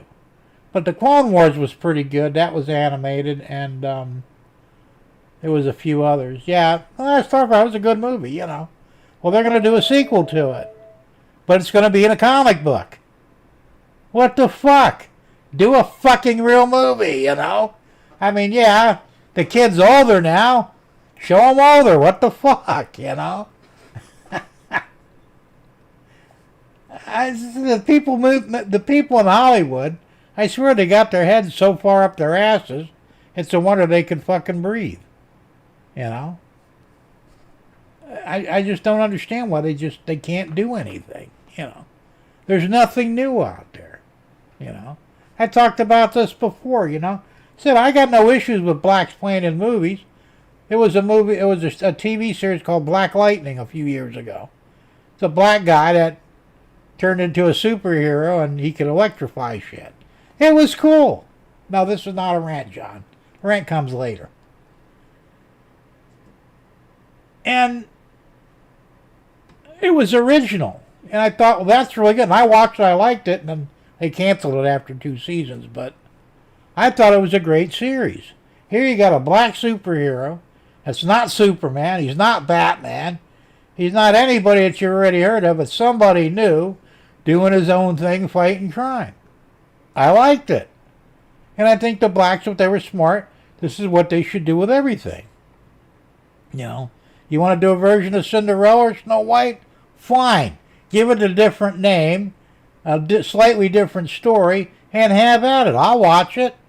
Might even like it. But they can't do that. They're just trying to take over everything that the whites did. You talk about racists, they're the ones that are racist. The bank robbery scene from Heat was awesome. I don't remember that one. I'm sure I've seen it, though. Usually the second movie is never as good as the first one. That's true in most cases, but not always. Someone on YouTube has the motel and signs from the last start. Really? That's cool. I'm surprised, I'm surprised nobody printed something like that or, for sale, for the layout. Because what was that? That was, I don't remember the name of the motel, but I remember the sign, but I don't remember the name on it. But they should make something like that, just for shits and giggles. Yeah, and the railroad layout, exactly. So, but this is the whole problem with everything today. Nobody's got any original ideas. Nobody can come up with anything. It's like, well, we have to do certain things a certain way. Says who? Do something fucking different. Yeah. I don't know. It is what it is. So, anyway.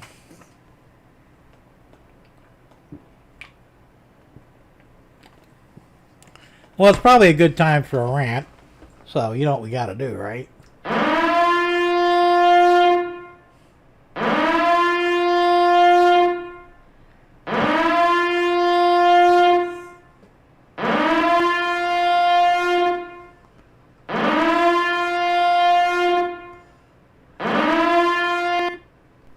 Yes, it's time for a rant. And this week's rant is about doctors. My doctor's a jackass. Not the one I got arrested for the 47 felonies. He's a jackass too, but it's a little different. Yep, rant. Now, my primary doctor, his name is Dr. Ware. W-A-R-E. Like Tupperware, I guess. I don't know. He's old. Kind of a nice guy. I like him. That's why I picked him as a doctor. Problem is, he's fucking lazy. And he doesn't get anything accomplished. So, I got these fucking, if you can see them or not, they're skin tags. And it's a common problem with diabetics. You can see, the couple cords there. I got them everywhere. They're a pain in the ass. Literally. He won't burn them off because, they don't do anything anymore. So he says, all right, can you refer me to a dermatologist? I'll get them to burn them off.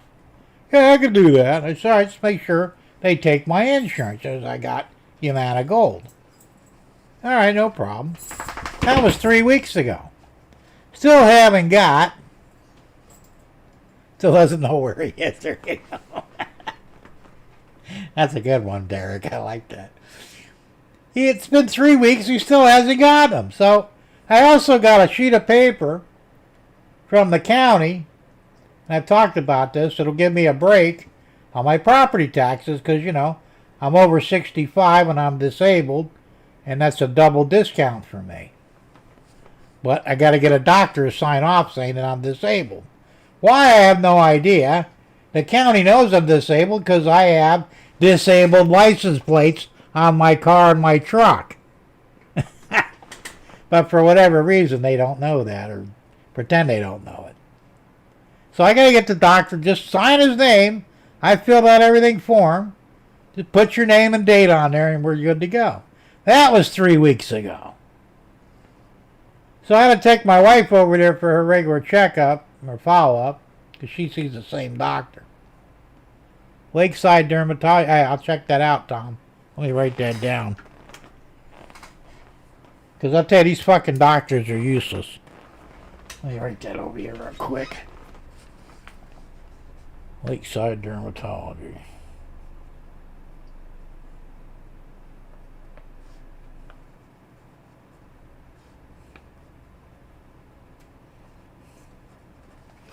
Alright. Thanks, Tom. Appreciate that.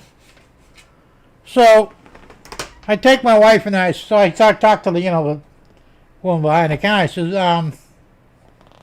has you signed that paper for me yet? What paper? The one for the tax breaks that I have a limited time to turn in? Oh, I don't know. Let me go check. Well, she couldn't find it. Then she actually did find it like 15 minutes later. It was buried underneath a bunch of other papers. I said, look, I don't have a lot of time. I have to get this into the county before. I didn't tell her what the date was because I figured I'm not going to give them an excuse to fuck around, Greetings. So I says, I really need that paper back. And I says, by the way, you're supposed to refer me to a dermatologist. Haven't heard nothing. Well, we're pretty busy. I said, I understand that, but, I'm not doing this stuff for fun. It's for my health, Well, we're working on it. I said, all right, fine, I'm not going to push you, but, please put a little extra speed on it. The fun tags are the ones under your armpits. The zap is magnified. You gotta see the ones on my ass. I got them under my arms, on my ass, between my legs. I mean, it's because I'm diabetic. Something to do with the skin rubbing or something. I don't know, but I just want to get rid of them because they really are a nuisance, And after a while, if you rub them enough, they'll get inflamed and they actually get painful. So, he said most people get them under their arms anyway, but I'm going to get them in other places. So anyway, so then a couple days later, I called them back and I said, by the way, I also need a referral for a new diabetic doctor, which I had the name. And I talked about this last week. I said, I got to get a fucking referral because, I'm on HMO. Bullshit. So, no thanks. So I says, can you go ahead and send them over a referral? I don't think they did because I never got a call back from the new doctor. Burned them, damn near wrecked them. Now, you're a fucking comedian, Derek, I'll tell you, man. It's funny, though. So this doctor, he doesn't do shit, I had he called it a pressure wound.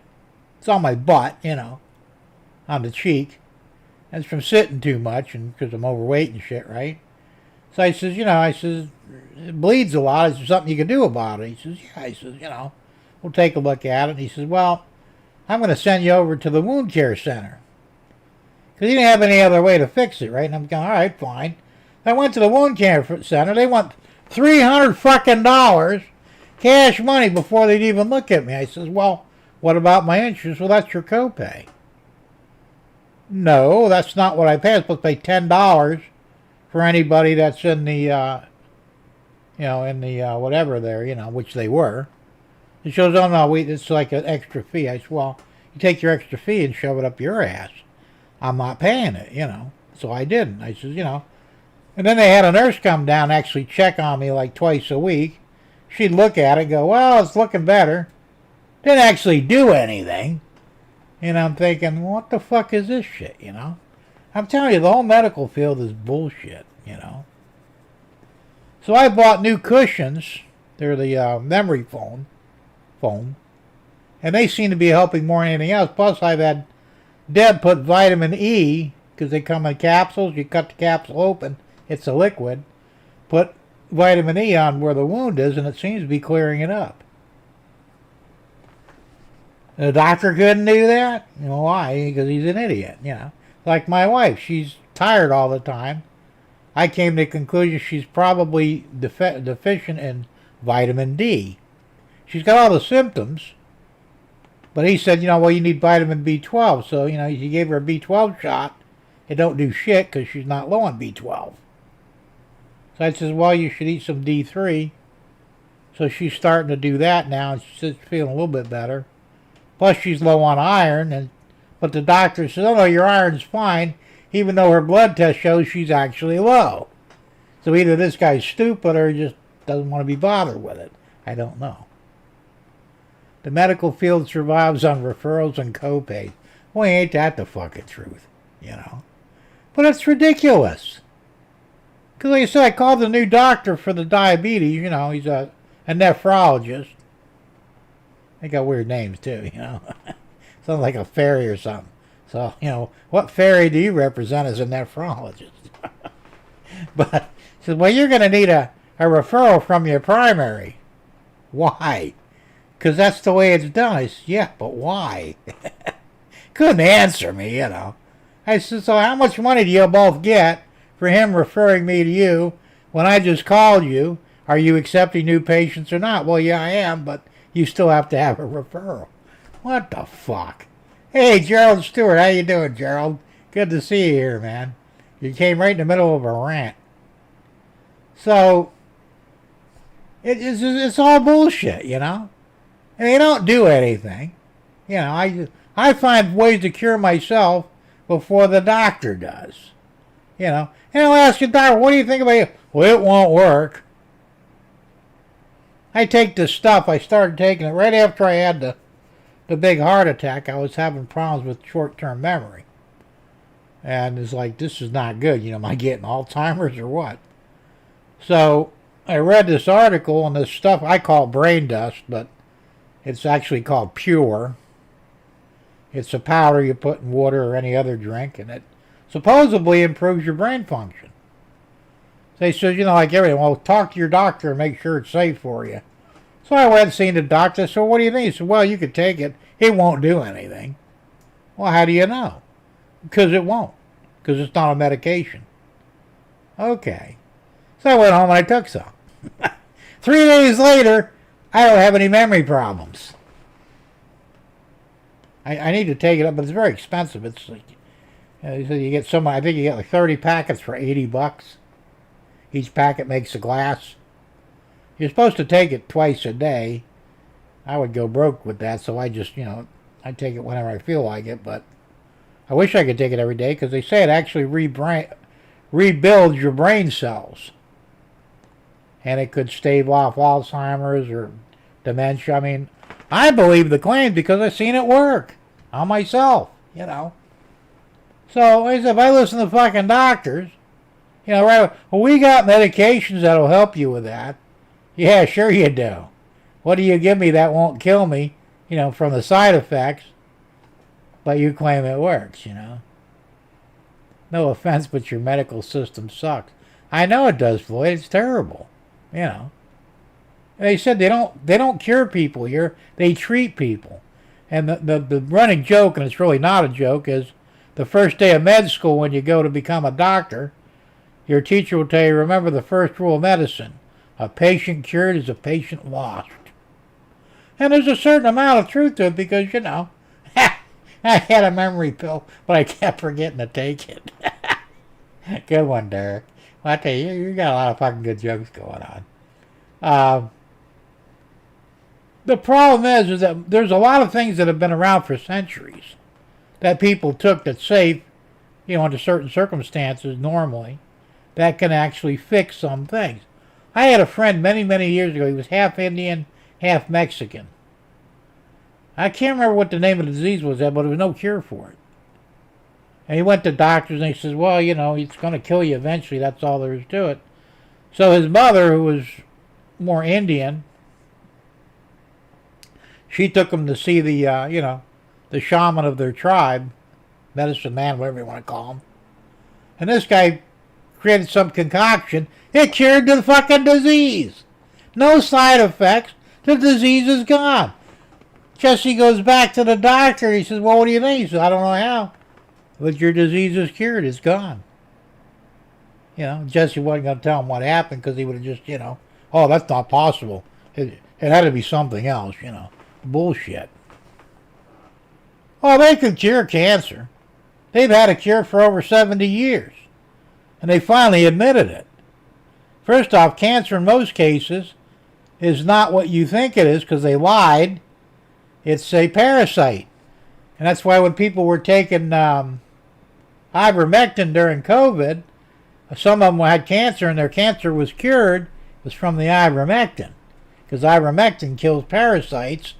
And if cancer is parasitic, well, guess what? What? They make you wait 6 months for a test or that's another thing too, You could be dead by then. I mean, now don't get me wrong, medicine does some wonderful things. My pacemaker, for example, that's an amazing device, I probably would have been dead without it.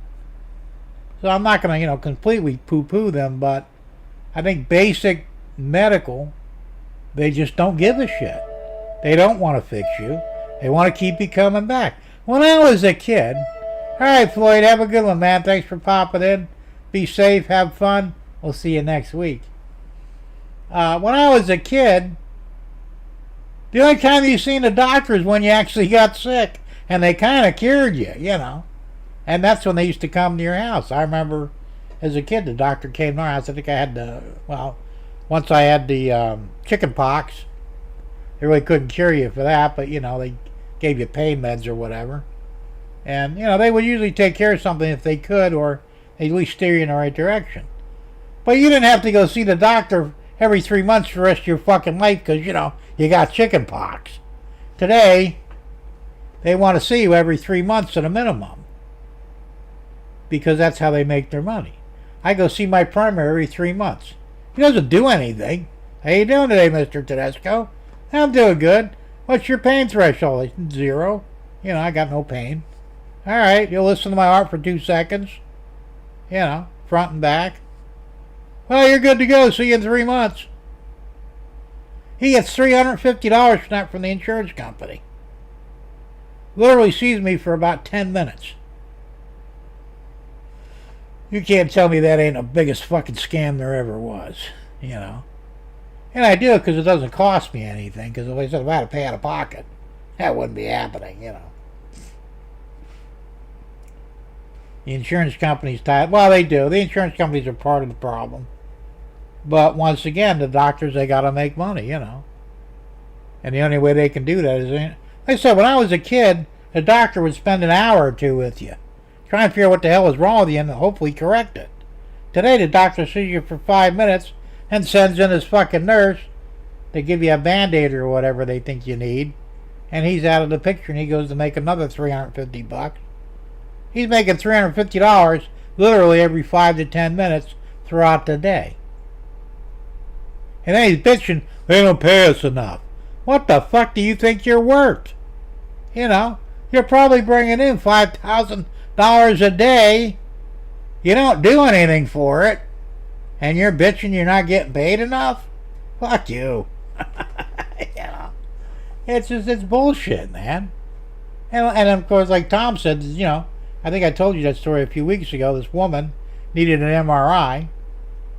She went to the regular hospital. Hey, Roy, container man, how you doing? Good to see you here. Hell, all my primary doctors stopped seeing me every 3 months. I'm about ready to do the same thing because it's ridiculous. You know, I don't need to go there. He doesn't do anything for it. I could do this shit myself. I take my own blood pressure. You know. You can send me to do a blood draw every 3 months just so I can keep track of shit. I don't need a doctor for that. Just sign the form, I'll go do it, and I'll read it myself. I understand it, you know. But no. So, what the hell was I going to... Oh, yeah. So this woman, she goes to the hospital. She has insurance.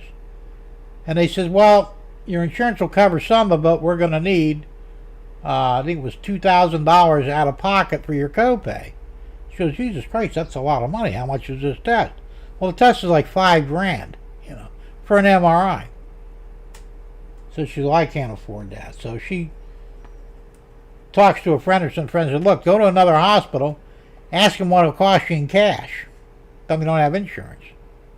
So she did. She went to another hospital, lied, and said, no, I don't have any insurance. How much is the cash money?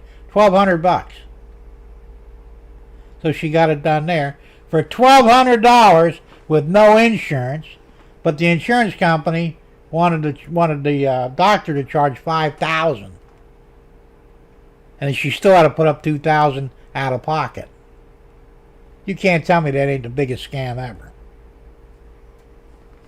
And I'm just saying that Deb used to go to the doctor. She'd see the doctor pay cash. It cost her like $75 because she didn't have insurance, and she didn't at the time.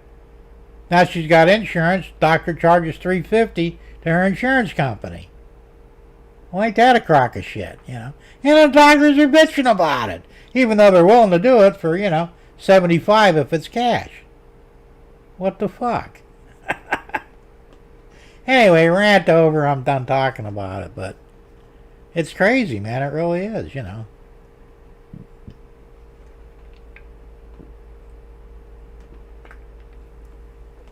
Anyway, before I close it, I should say I will be looking for another primary doctor. I need a doctor who does what I need him to do, you know. Making me wait for a signature or a referral is ridiculous, you know. It should be done instantaneous. You know, take 10 seconds to sign your fucking name on a piece of paper. And your fucking office help, they're the one who actually does the referral. You may have to sign your name on that. And then they fax it over to the new doctor. It's a done deal. What the hell? Chuck says you're lucky if you get to see the doctor nowadays. A lot of offices you have to settle for. Well, that's true, nurse practitioner. But you know, the funny thing is, a lot of times the nurse practitioner is smarter than the doctor. I was seeing my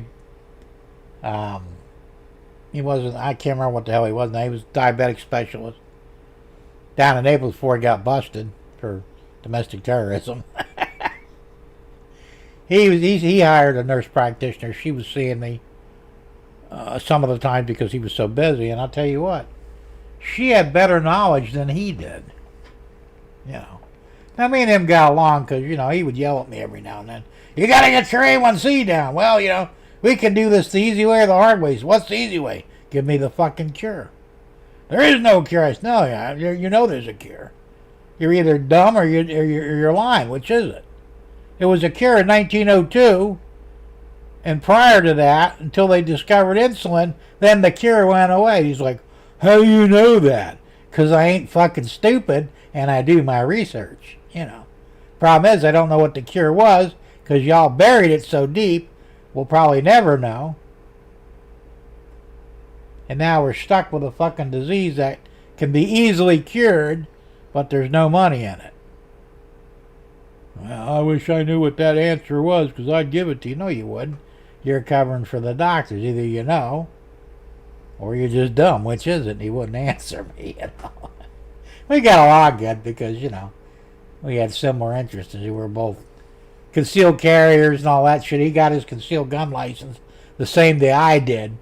Wasn't planned that way, but I bumped into him at the NRA and, hey, dude, what are you doing? Get my carry permit. Yeah, me too. That's cool, you know.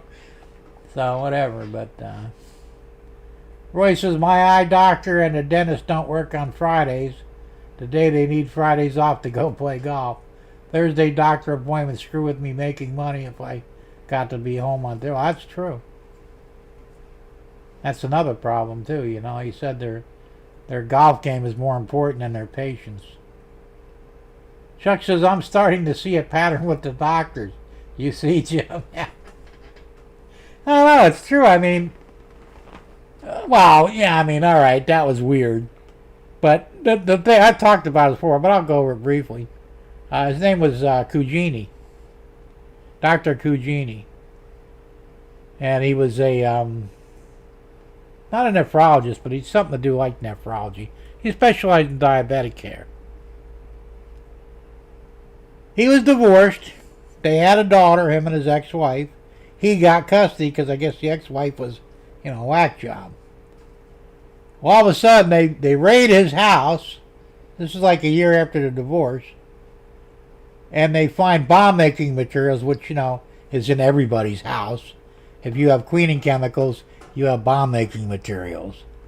And he had medications that weren't his from his patients that he would get from them and then turn them in to have them disposed of or recycled or whatever, which was completely legal, but they turned it like he was actually, you know, a drug dealer.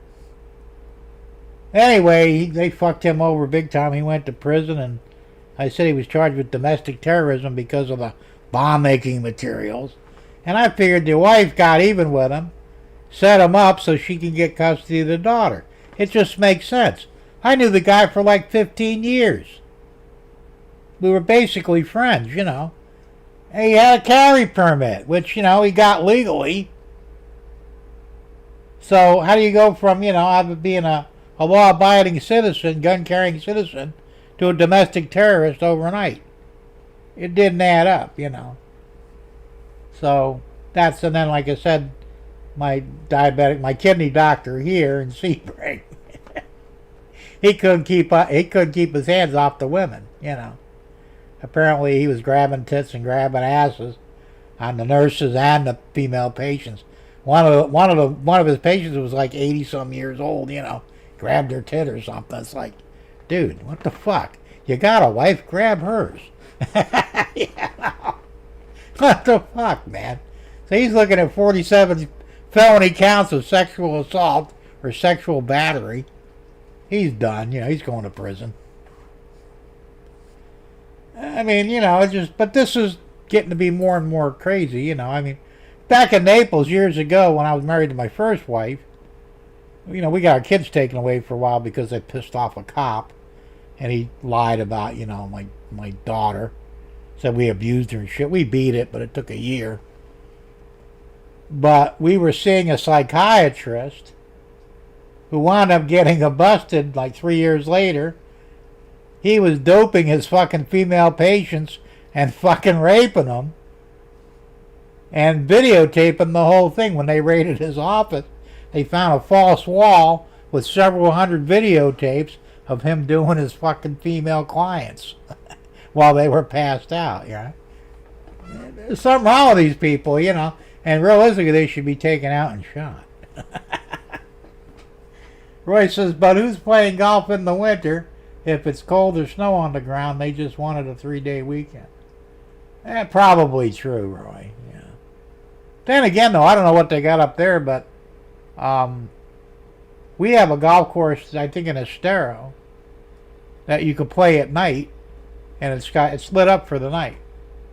They got, you know, street lights all over the course, and you can play at night.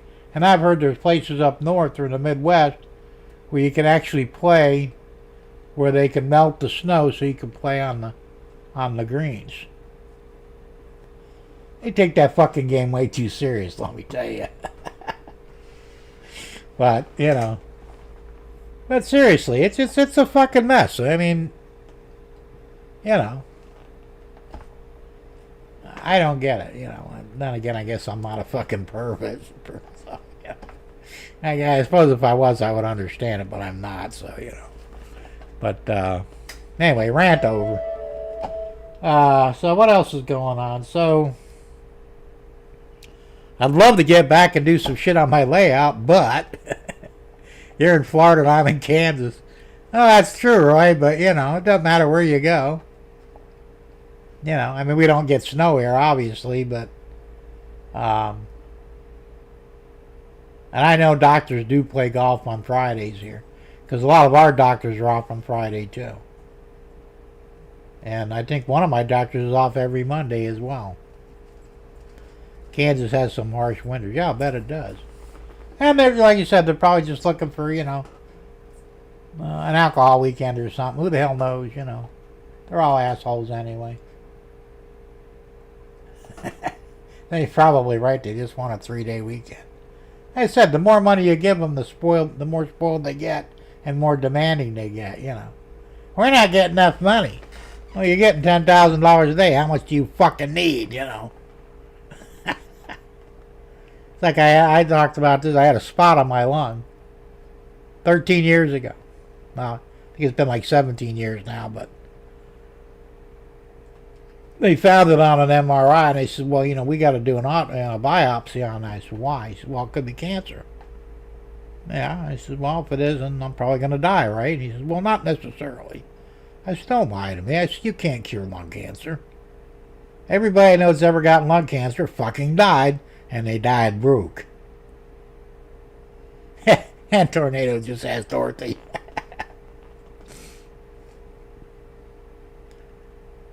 So he got pissed off, and he says, so you're not going to do it? I said, no. I said, you know what? You can't fix it. Leave it the fuck alone. If I die, I die, you know. How big is it? He showed me the scan. It was like 3 millimeters. Just a black spot on my lung. And I said, well, you don't even know if it's cancer. It might not be. It might not be anything. Hell, it might have been a spot on your lens. We're pretty sure it's something bad. I said, well, of course you are. I said, here's the deal. I'm not buying you a new house this year. What are you saying? I said, you know what I'm saying. You're real quick to go in with the knife so you can get the big bucks. I am not doing it. Even if it is cancer, you fuck with it, it'll just accelerate it. We'll just leave it the hell alone. 13 years later, I have the big heart attack. I'm up in Orlando. Of course, they run another MIR on me. And they go, you know, you got a spot on your lung. We have to biopsy it. No, you don't. He said, what do you mean? I said, I've had it for 13 years. How big is he? 3 millimeter. Same size it was 13 years ago. Well, we still got to do it. If you don't let us do it, we can't give you a pacemaker or fix your heart. Well, that's bullshit. So I had no choice, because it was either I would have died, you know. All right, fine, go ahead and do it. So they did the biopsy. They knocked me out for it. I had a fucking hole in my chest, you know. They took it out, biopsied it. Turns out it was benign. Nothing to worry about. I said, well, duh. I told you that. You didn't fucking listen to me. Well, we had a check. No, you didn't. If that was cancer, and I had it 13 years ago, it's the same size as it was 30 years ago. it was obviously benign. If it wasn't, I'd be fucking dead already. Well, yeah, you're kind of right. It's just so admit it. You just did it to make a quick buck. Well, that's not real. That is it. I said, you know what? At this point, I don't even fucking care. Give me the fucking pacemaker, fix my fucking heart, and let me get the hell out of here. Which they did. But it's all bullshit, man. It just... Well, Roy, the reason Oklahoma's having more tornadoes than Kansas really because Tornado Alley moved, according to the weather experts, because of our bullshit of manipulating the weather. That's what they say. How true it is, I have no idea, but it sounds plausible to me. So, and once again, they just can't leave nothing the fuck alone, So it is what it is, but I don't know. Looks like I've got a pretty good set. I've been in the green the whole night. I've had 0.04% drop frames, which is not terrible. And my CPU's running at 34%, 60 frames per second. Not bad. Oh, really? It moved? Yeah, it did, really. That's what they said. At the places that didn't normally get tornadoes is the new Tornado Alley. I think it moved, I don't remember if it moved north or south more. I don't remember. I think it was south. Because we're starting to get them in North Florida, which really was unheard of until recently. But, they seem to be coming through, so... I do believe they fucked up the weather patterns on purpose. Well, I don't know if they did on purpose, but Container Man, look up Alan from K&W Road. He's in Kansas, all right. It seems like they messed up things. And like I was saying earlier, if you fuck around with this part here, there might be unintended consequences on the other part, I said we had the worst drought in Florida history just recently. There's no reason for it, and all of a sudden it started raining. And it was raining every day here for a while, and it's like, well, that should take care of the drought. As Roy says, what I remember, Tornado Alley ran from Nebraska, Kansas, Oklahoma, and parts of Texas. I thought Kansas was in on that, too, because it's flatland. I'm not 100% sure, though. But like I said, supposedly it did move, and they're basically saying, yeah, we think, the weather patterns have changed. They won't admit that that they're manipulating the weather. Did you know there's actually a treaty that every nation on the planet signed that forbids them from weather modification as a weapon? Why would you sign a treaty like that unless it was possible? That's all I got to say about it. Yeah. You wouldn't sign a treaty for something that couldn't be done. Oh, you did say Kansas? Okay. Oh, yeah, you did. I'm sorry. An old farmer used to say space exploration messed up the... Well, it's very possible, John, And I got issues with that, too. Do you know that this latest moon flyby, which is bullshit, by the way, and I'll explain why in a minute, it cost $90 billion. Do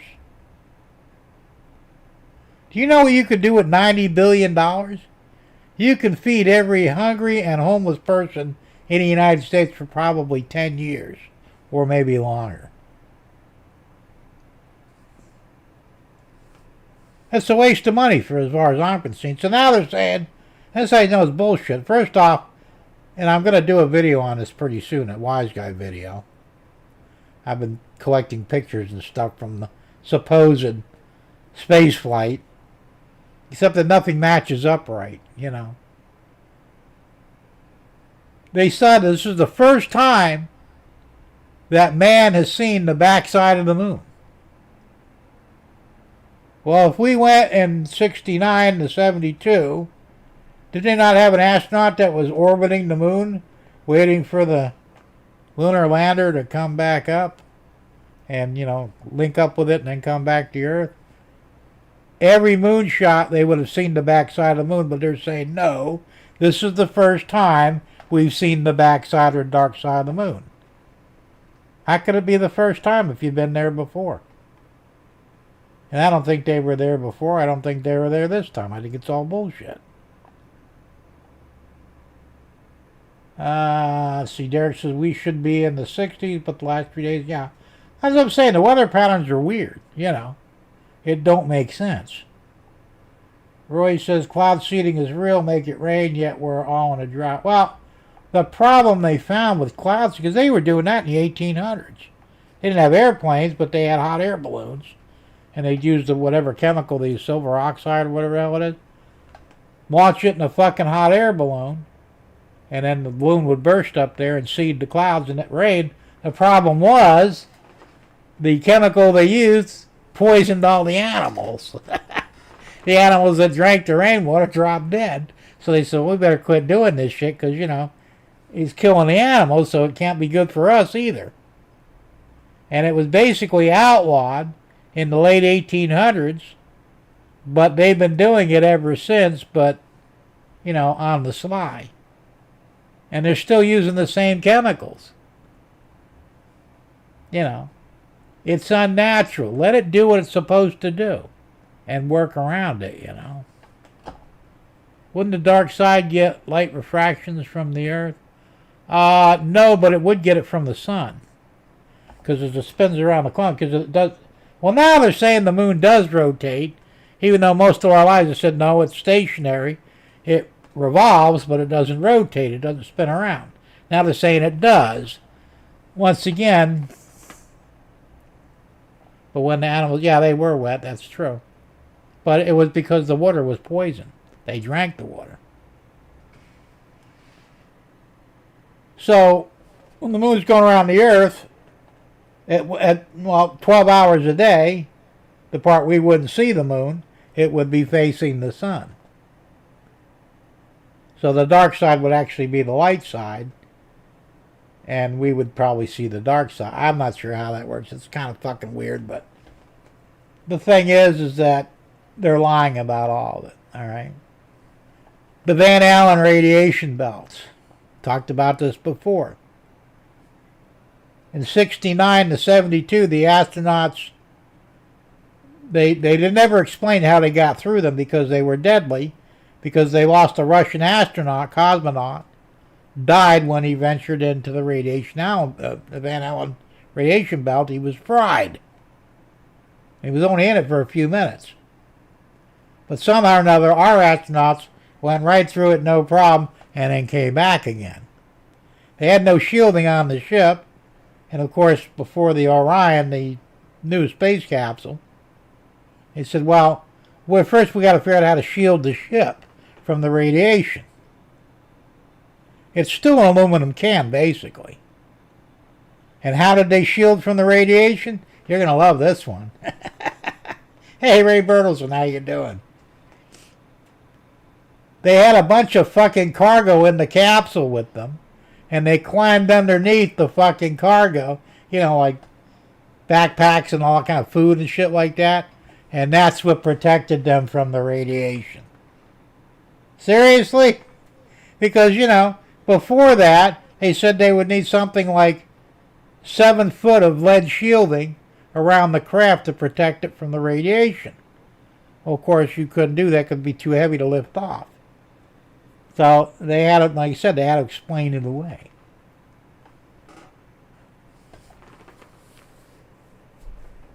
Actually, yes, it would, John. So I said there's so many things that just don't make sense. And remember, the moon is only 7,000 miles in diameter. The Earth is 24,000. Same thing with the sun. Well, the sun is supposedly like a basketball compared to a pinhead, which represents the Earth, but it's supposedly 93 million miles away. So it looks small to us. But we don't get the same sunlight throughout the half of the planet.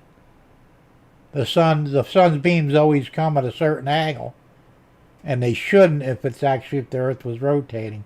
I don't really know how to explain it, but I watched it and it made sense. Everything they're telling us is a lie. They're just throwing. I don't know where the money's really going.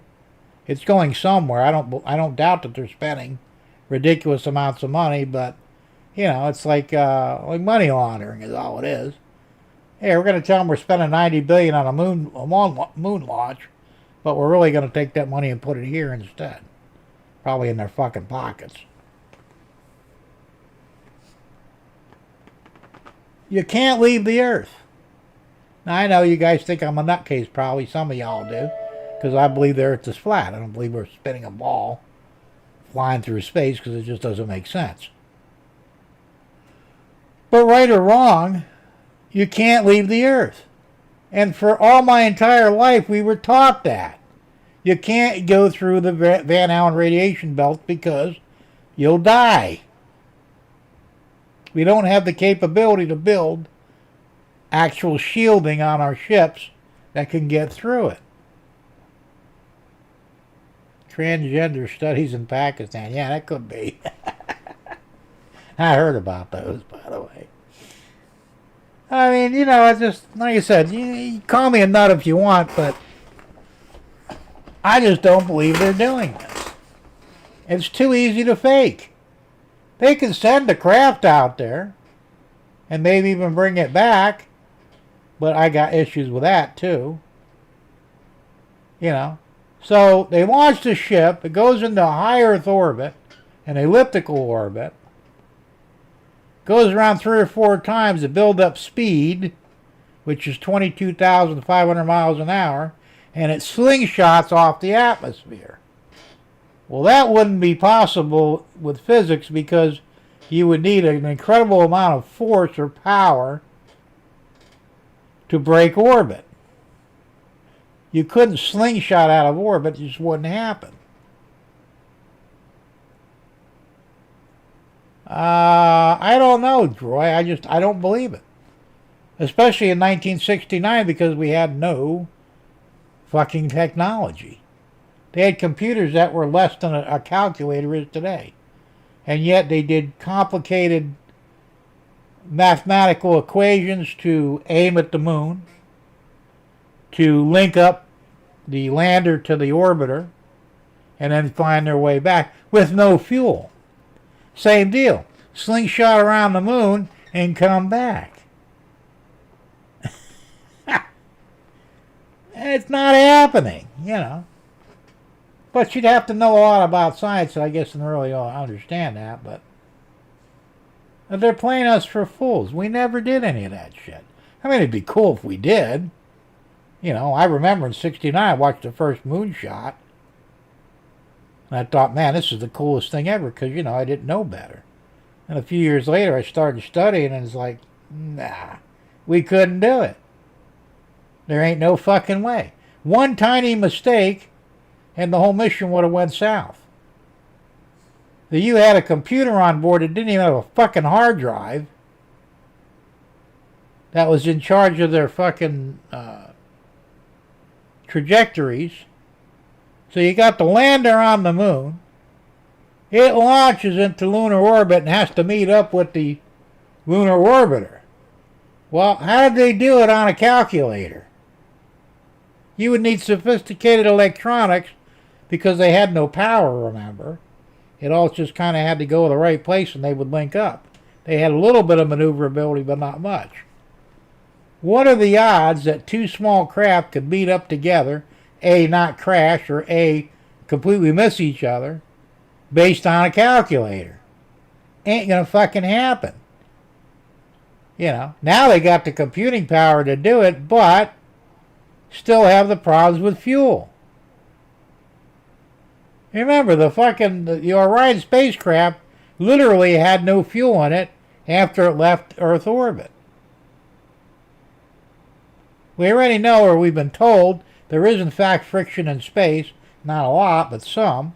So you can't, because remember as a kid, if you push something in space, it will go forever. It'll never stop. That's not true. Because there is friction in space, they found out later, supposedly. So you wouldn't go forever. So, and how do you maintain 22,500 miles an hour with no fuel to go 240,000 miles? Not only that, but if you're doing 22,500 miles an hour, it would only take you 8 hours to go 240,000 miles. And yet it took them 3 days. The math don't add up. Roy says you don't believe that you can shoot a laser to the moon and it bounces back off of reflectors set on the moon by the astronauts that went to it. Oh, I believe they have something there that could reflect it back, but that don't mean we went there. We could have sent a spacecraft there and just crashed it into the fucking thing and, used a fucking robot or whatever, a rover, to set the reflector. That doesn't mean man stepped on the moon. That's why we're never going to Mars either. Trust me, we are never going to Mars. You can't. And now they're claiming that they can do it in something like 45 days. Bullshit. We don't have the tech for it, And even if they did go there, it's a one-way trip, conveniently. So we wouldn't know if they actually made it or not because, they can't come back. It's all too convenient. They always have a convenient excuses for shit, And we're supposed to build a base on the moon in 2028. That's 2 years from now. If you believe that, I got a bridge in New York. It's a hell of a, it's a sweetheart deal that I'll sell you. It's not happening. Warp speed to Mars. There's no warp speed, all right? And this bullshit that they claim they found something that travels faster than the speed of light, that's bullshit too, And the whole idea of warping, which is basically folding space, so you're stationary right here, and you fold space to you, and then cross over, and then it bounces back, and you just went, 100 light years in a split second. Come on, really? You gotta be seriously, missing a few crayons to fucking believe that. We're being lied to. And even if we weren't, it's still a waste of money. We have homeless people, we have sick people, we have, hungry people in the United States. $90 billion could take care of all that overnight. But, we can't afford to take care of our people because, we have more important things to do, like go to the fucking moon. Sorry, not buying it, Beat me up, Scotty. Yeah, there you go. Hey, Raymond, how you doing? Good to see you. I mean, look, I could be wrong. I don't know for a fact that I'm correct on any of this shit. But I'm telling you, I have a natural ability to see through bullshit. And I believe that's exactly what this is. I didn't believe it then, and I don't believe it now. We had crystal clear video this time around, which is amazing because, in 69, it was like, what, a 15-second delay between transmission and reception? Now it's instantaneous. They're using their iPhones in space. Fucking really? Do you believe that? I don't. You get more than 3 miles away from a transmission tower, your iPhone don't work. I guarantee it. California's $10 million high-speed rail to nowhere. There's another example of money laundering. They built like a mile of it and spent $10 million. That's fucking nuts, man.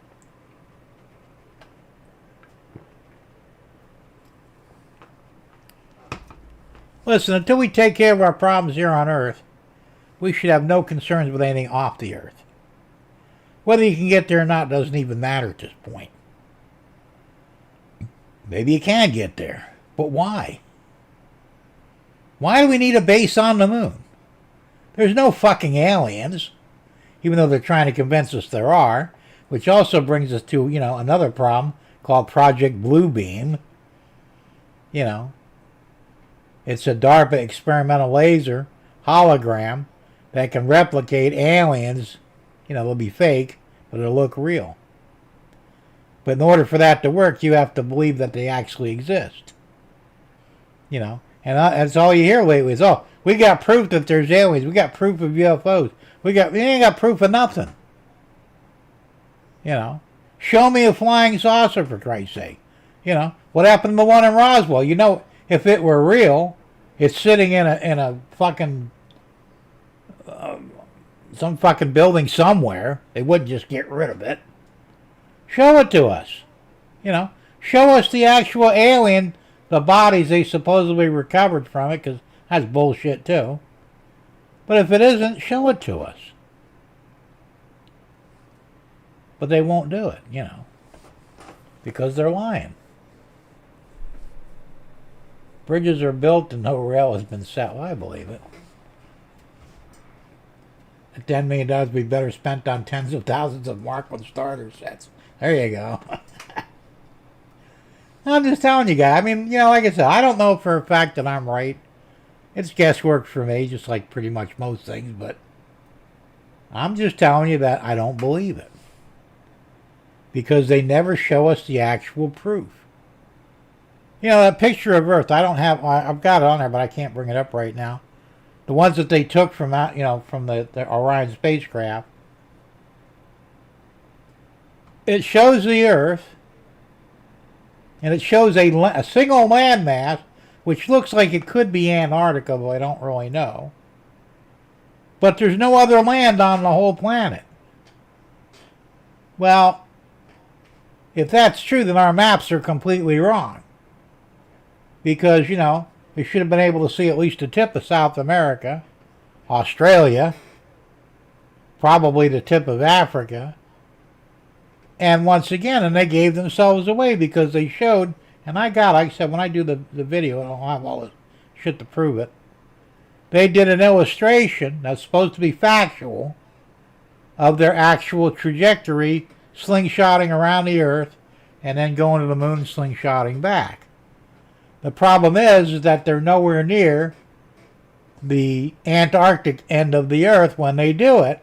They're like, you know, they're level with the United States. So how did they get a picture of Antarctica when they were actually at the midway point of the Earth? I mean, you know, that trajectory didn't change. It's a lie. And the clouds, I don't know if it's, well, they're trying to, once again, they got excuses and, you know, fixes for all this shit. My doctor friend from Naples, he said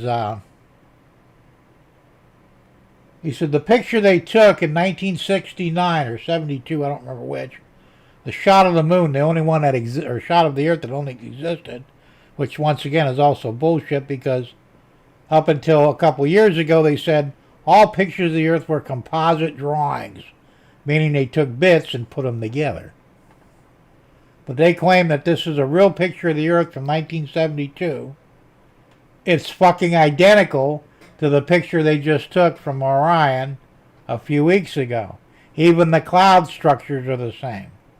That's impossible. almost 50 years difference. There's no way you're going to replicate the cloud patterns. And that's just it. They're showing live video of the Earth. It's not spinning. The clouds aren't moving. It's all stationary. You can't tell me that it's real, man. I don't believe it. And whoever's doing this shit, they have no clue on how to... Hey, if you were in the moon, or on the moon, I should say, and you take a picture of the Earth should look like a basketball compared to a tennis ball. It should be up close and huge. Even though it's 250,000 miles away, that's nothing in space terms. But when you see the Earth from the moon, it's the same size as the moon from the Earth. No, I don't think so. But you know, they can't do it right because we've never been there to actually take a real picture. Because I'm telling you, if we did, it would be completely different. The only thing they're doing different this time, they do have stars in the background, but no recognizable constellations. That's a problem. That's why they didn't do stars back then, because they figured Well, the people are going to see that the constellations aren't correct. They'll know it's fake. But this time they think we're so fucking stupid that we won't notice that the constellations aren't the same. It's spinning really 1,000 miles an hour. But even in space you would see that. If you were sitting in a stationary position, you would see it slowing. Even if it were slow, it'd still be turning. But they're showing it for 20 minutes worth, hadn't moved a fucking fraction of an inch. How is that possible? Unless, of course, we're not spinning, because a flat Earth wouldn't be spinning, would it? It'd be stationary. I'm not going to go any farther in this. People are going to believe what they believe. If you believe it's real, that's fine. That's your business and your opinion. But I don't believe it is. I think it's all bullshit. Dave Nish, how you doing? Good to see you. They would have to airbrush into chemtrails as we did not have them in '69. That's true. There's so many things. And they think that we're so stupid that we won't figure any of it. Well, no, they weren't orbiting the Earth, Roy, because they were already halfway to the moon. They weren't orbiting anything. They were on a straight line to the moon at 22,000 miles an hour, which in space speed is like crawling. So we should have seen the Earth rotating, but it doesn't. And you should see the clouds rotating as well. The clouds are not stationary with the rotation of the planet. They're two separate entities that do their own thing.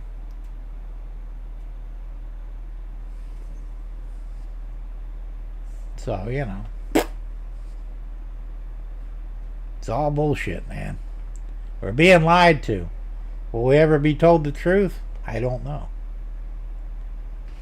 Jesus Christ turns, maybe we will. Maybe he'll tell us. I don't know. As mentioned before, the Earth is round. It's the world that is flat. Could be. Kind of makes sense. Who knows, But we ain't spinning at 1,000 miles an hour.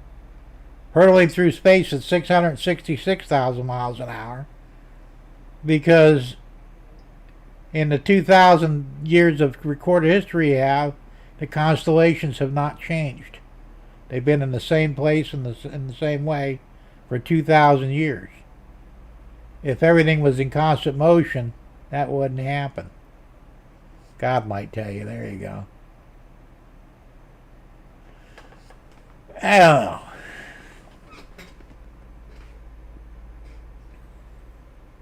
The worst part is, before I retired, I was hauling equipment down there and thought they were building a new freeway. 15 years later, the bridge still ain't finished. Oh yeah, I believe it. Well, it's like I'm saying, we're being lied to about everything. It's like, you don't even know what's going on right now, Supposedly we're at war with Iran. Are we really? No one knows. You can't see it. We're here, they're there. I mean, if you were to get in a plane and fly to, Iran and maybe see things getting bombed, you say, all right, it's real. And because you see it on TV don't mean it's real either, because, we already know TV can fake anything they want. And it looks real because, unless you've seen a building blown up in real life, you wouldn't know the difference anyway. You would just assume, well, that's what it looks like. So, this is my problem with everything. We don't know what's real and what isn't. And they're always bullshitting us. Saying, well, you don't know what you're talking about. Yeah, I do. I got eyes and ears and a nose and a mouth. I pretty much trust all those things, If I see something, I'm pretty sure it's real. If I don't see it, then I have to question it. Well, did it really happen or didn't it? But, what the hell do I know, right?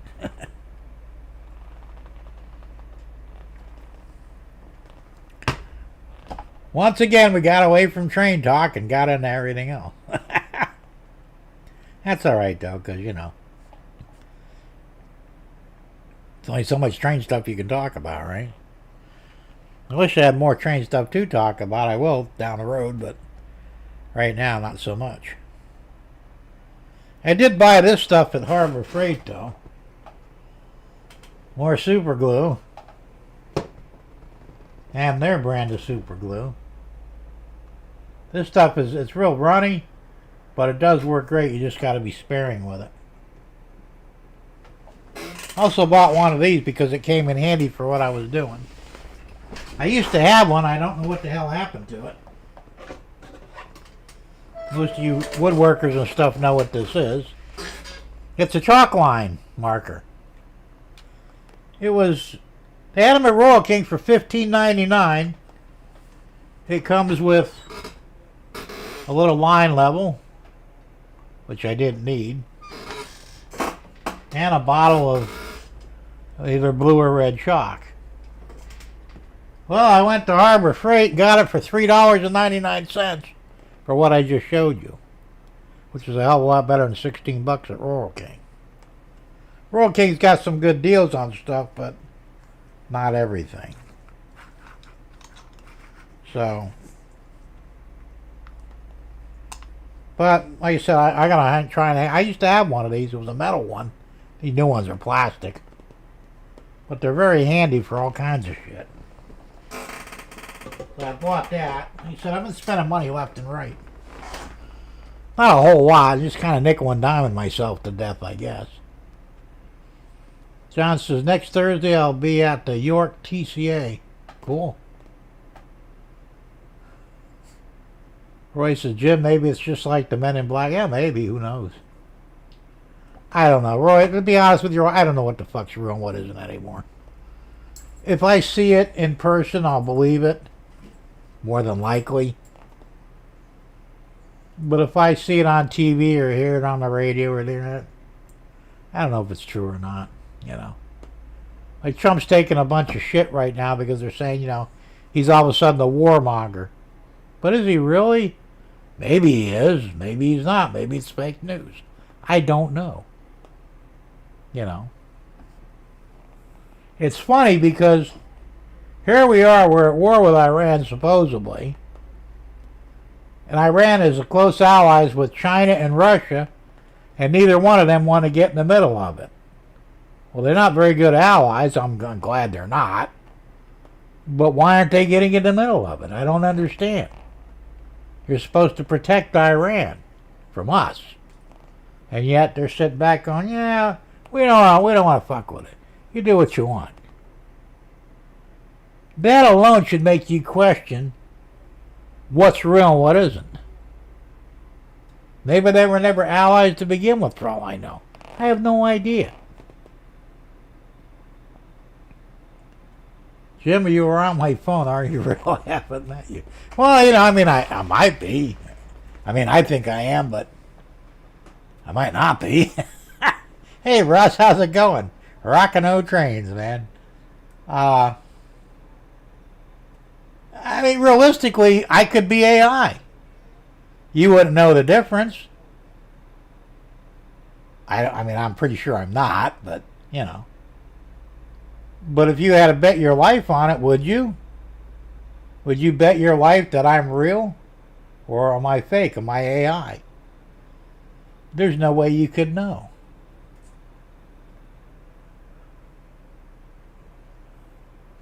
Ray says if the world is flat and well, it wouldn't be spinning. That's the whole point of it. The Bible says that the earth is on a fixed table or some sort, or a fixed plane, and it can't be moved. Like I said, I'm a Christian, so I tend to believe the Bible because I'm still trying to figure out how the hell water will stay on a ball spinning at 1,000 miles an hour.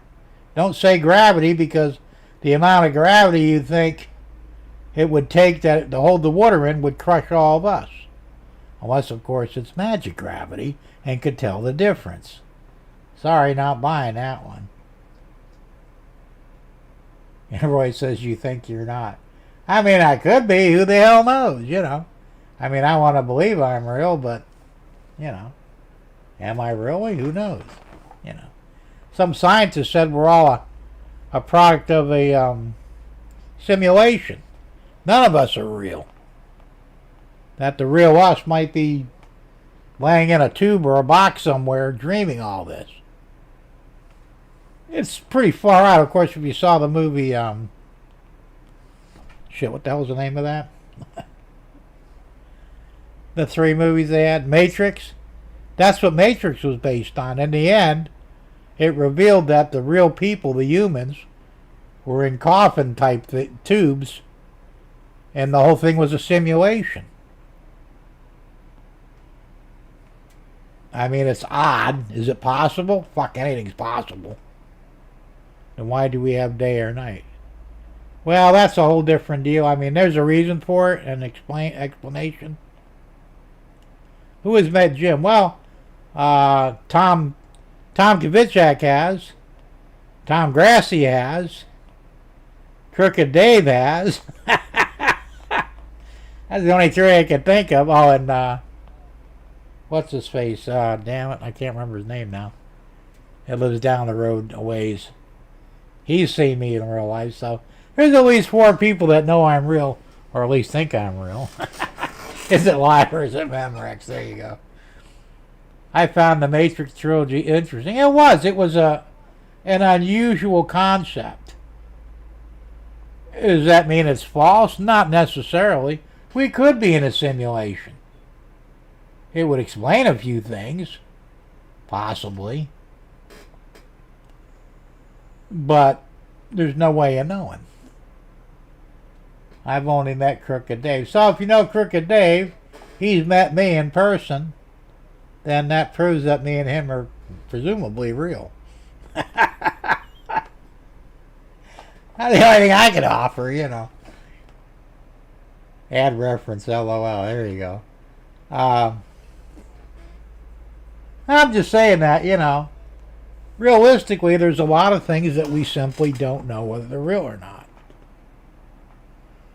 As Dave Nish, he had met Crooked Dave too. So, I mean, there's a lot of guys that we know each other through mutual contacts of some of us, you know. Oh, who else? I met Pappy too. He came down here. He knows I'm real. So, yeah. 6 degrees of Kevin Bacon. There you go. I mean, that right there. Yeah, I mean, but that doesn't prove we're not a simulation. You know, we could be characters in a video game. We wouldn't know it. Russ says, I would like to meet you. I would love to meet every one of you. You know, problem is realistically, I can't afford to travel anymore. And I'm not in the best of shape to do it anyway. I don't fly. But it's real. Well, that's up for interpretation. See, Dave says he met Pappy too, so, you know. So we got some level of realism there, but I don't know. I think I'm not really concerned about that. I believe that we're all real. What I don't believe is some of the stuff the government tells us. You know, for years they told us aliens were a figment of our imagination. Oh, we're the only things. There's no aliens, you know. Now it's oh yeah, there's aliens. We know they're aliens because we've met them. Sure you have. And then the phone rang and you woke up, you know. I mean, who the hell are we kidding here? Anyone going to York next week? Not me. I mean, I've seen things in my life, things I would consider UFO, you know, spacecraft. I've seen some shit that I couldn't explain. That doesn't mean that it was alien technology. It means it could have been technology that I may not be familiar with. If you're going to be sure in video, there you go. We at SRPs will be at the Ohio meet and greet. June 27, 28, come one, come all. Yeah, I won't be able to make that. I got too many things going on and animals, and it would literally be impossible for me to get away. Even if I could afford it. Oh, that's enough. We just adopted another dog today. A 10-year-old dog, beautiful dog. He's reminds me of my old Roxy, except it's a male. But it looks like it's wiener dog, terrier, and some chihuahua in it. Long and short legs, sort of. Beautiful dog. Real laid back and shit.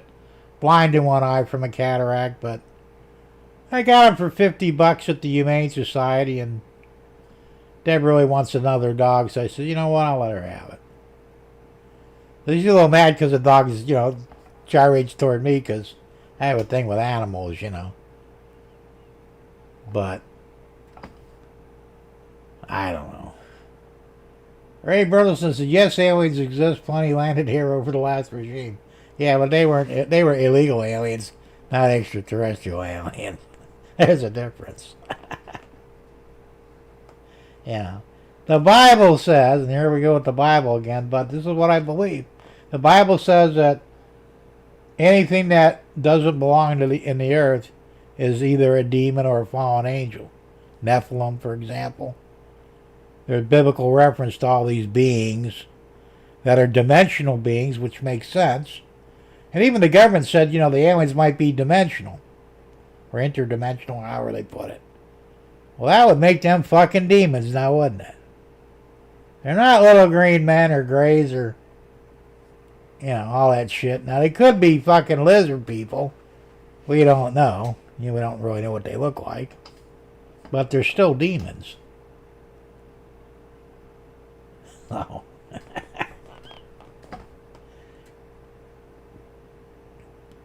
I don't know. I'm just saying that I think a lot of things we've been told are lies. They're fantasies. Government claims, they got satellites in space that can read a Playboy magazine that you're standing on a street corner reading from space. But they can't find missing people. Well, you can read a fucking Playboy magazine, but you can't find a missing person? Why not?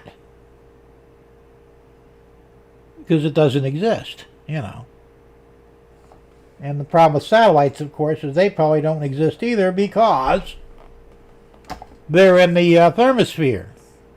The thermosphere is an area of our atmosphere that, according to science, is rated about 4,000 degrees Fahrenheit.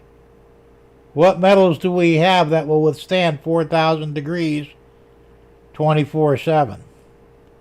And for that matter, what electronics do we have that will also withstand that kind of temperature? There isn't any.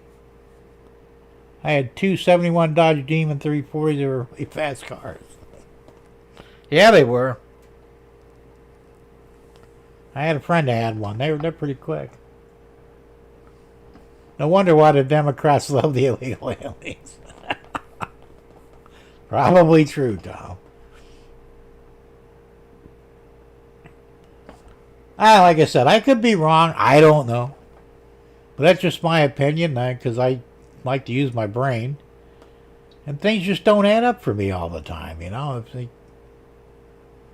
like you said, I look at things, all right, so this object is, 25,000 miles in diameter. This one's 7,000. Yeah, it's a ways away, but if you were on the moon, the Earth should not be the same physical size as the moon if you were looking at the Earth from the moon. It should still be bigger, much bigger. That's physics, man.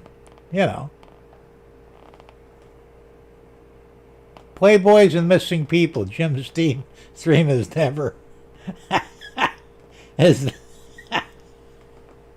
is never boring. That's true. I still have a problem with the thought we are the only smart peeps in the whole galaxy. Well, once again, Ray, it goes back to common sense.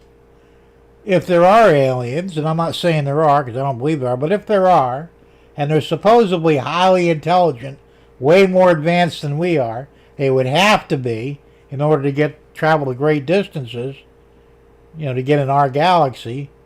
Why would they waste their time with us? We have nothing to offer them except maybe food. We would be the food, But why would you travel hundreds of light years to assist or study a stupid race of people. And by their standards, we would be literally village idiots. You know, bunch of warmongering, crazy motherfuckers, more obsessed with killing each other than they are doing anything for their world or their people. That's what the advanced civilization would probably be thinking.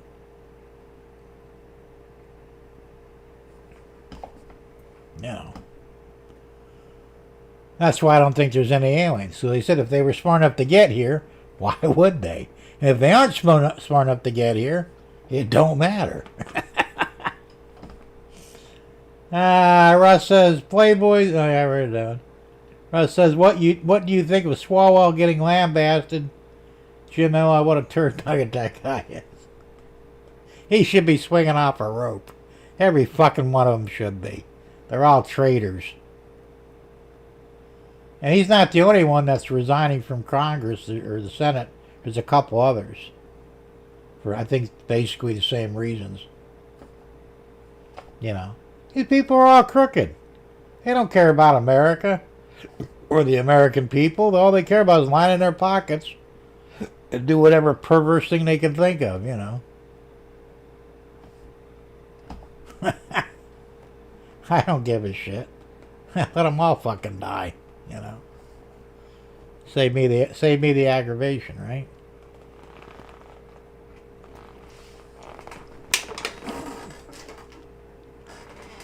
We live in a crazy world, man. We could be poster children for their planet on what not to do. Well, that's true, Dave, but they probably already did it. Maybe thousands of years ago, but they had to be where we were right now. You know, because you just don't wake up one morning and be, you know, an advanced society. You have to work up to it, presumably. So they probably already made the same mistakes that we're making now. And they're thinking, a bunch of assholes. And they're probably wise enough to figure we'll figure it out on our own when we're ready, if we are ever ready, you know. Will we ever get to a point like Star Trek where we do away with the concept of money and greed and seek to make our species better? Probably not.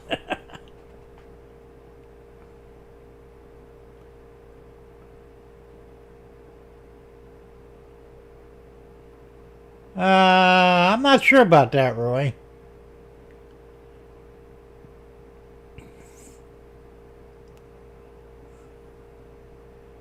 I mean, if it's hot, it's hot. Otherwise, why would you say it's 4,000 degrees? If it's not measurable at 4,000 degrees, then obviously it's not. Now we can get rid of all more. Well, they're talking about trying to deport her and taking her money, too, because she just, once again, Minnesota lost billions of dollars, and she just got a 300% increase in her worth. Something wrong going on there, you know. Throwing her out ain't enough. Let's take that money back and toss her back broke. So that there are not enough gas molecules to transfer heat to an object or a person, preventing it from feeling hot. Yeah, like I said, then it's not, you know. You can't say, well, that object is 4,000 degrees, but because of physics, it doesn't feel like it. You know.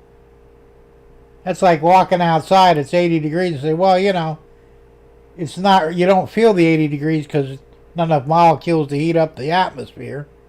So it feels like 10 degrees outside. No, if it feels like 10, it's 10 degrees. If it feels like 80, it's 80 degrees. I mean, that's just, once again, common sense. I mean, I hear what you're saying, and in a weird point of view, it does sort of make sense, but it doesn't. So if it's actually cold, it's not 4,000 degrees, you know. And once again, electronics don't work in the coldest space either, because, you know, space is supposed to be like minus 200 degrees. So they have a fucking solution for that, too. So I'm saying, they have an answer for everything, but it doesn't really make sense. If something burns my hand, it's hot. If it doesn't burn my hand, it's obviously not. Trying to convince me that something is hot, but you won't feel it, well, it's not hot then, because, you would feel it. I mean, I don't know if that makes sense to you or not, but that's the only way I can look at it, Once again, they come up with these ridiculous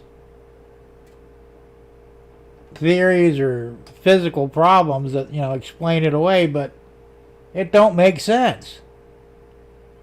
Here on Earth, if something's 100 degrees, or let's say 250 degrees, you're going to burn your hand on it. If you don't burn your hand on it, it's not 250 degrees. So why would it be any different in space?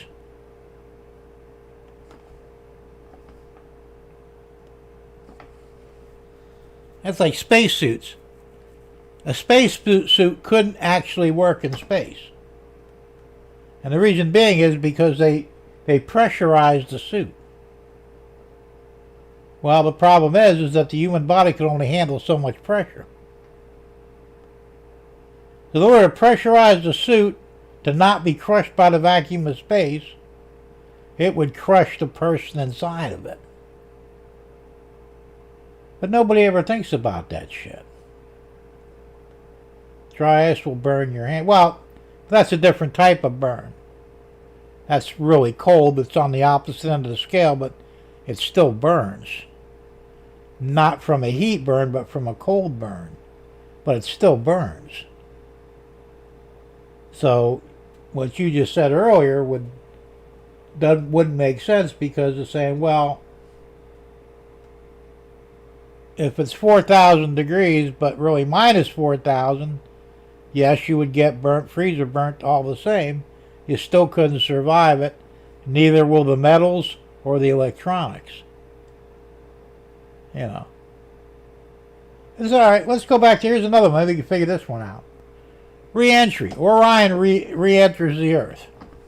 It's 5,000 degrees at the bottom of the ship. All right. Now it's got ceramic ceramic heat shields. But still, that heat is going to get inside the craft. Some of it will. Let's say only 1,000 degrees. What air conditioning system do you realize, or do you think, could cool 1,000 degrees to, say, a comfortable 78? That doesn't exist.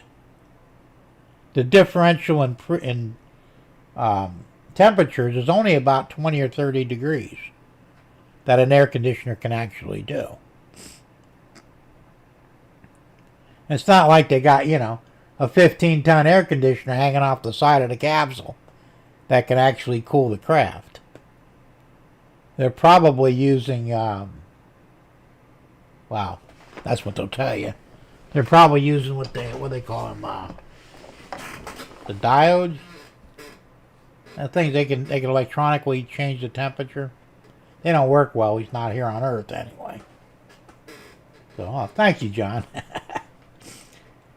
So, once again, it just doesn't make sense. And how in the hell is the craft coming in at 20,000 miles an hour when terminal velocity is only 120 miles an hour? Because they're not coming in under power.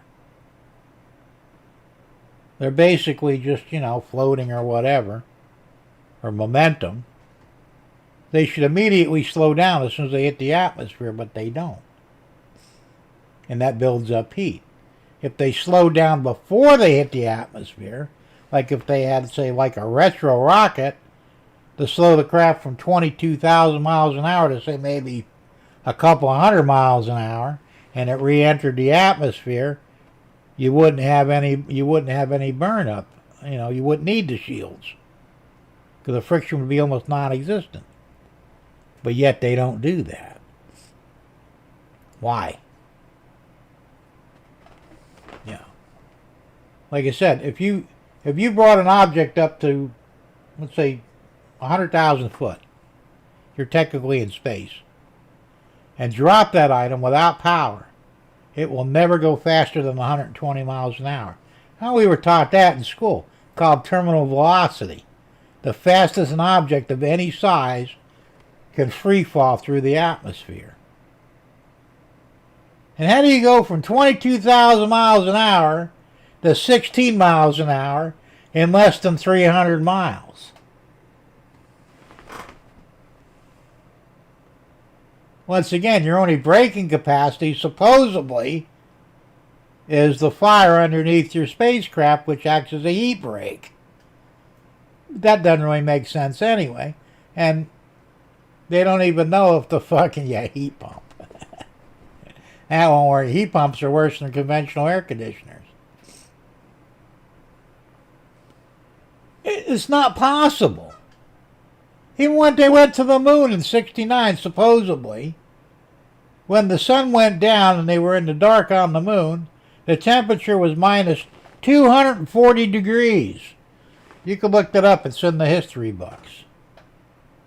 And it was like 180 when the sun was out. How did they keep their suits cool in those temperature extremes? They couldn't.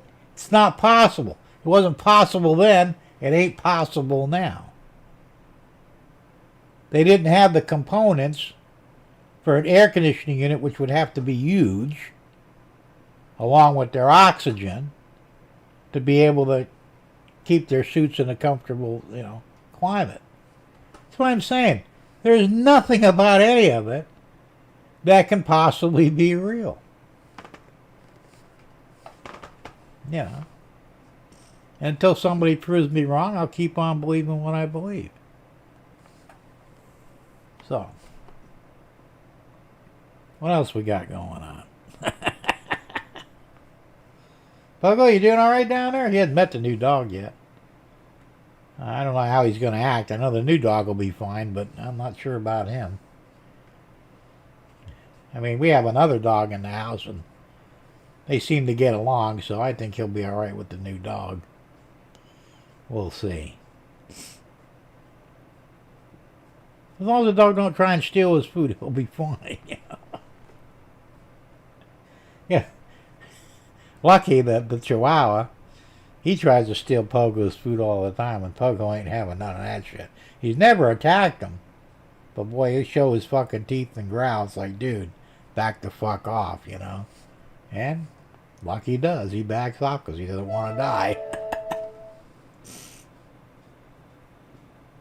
I don't know.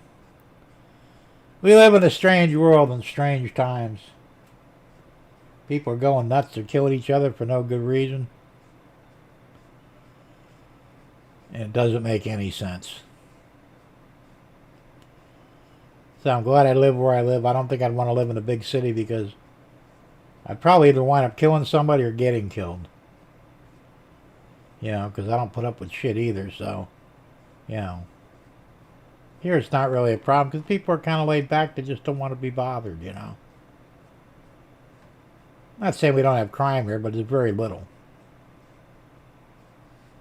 So, and where I'm at, nobody in their right mind will do anything stupid because, they'll get their fucking head blown off. And they know it. Because everybody on my street, there's only a few of them, we're all well armed, You come here wanting to rob us, it won't end well.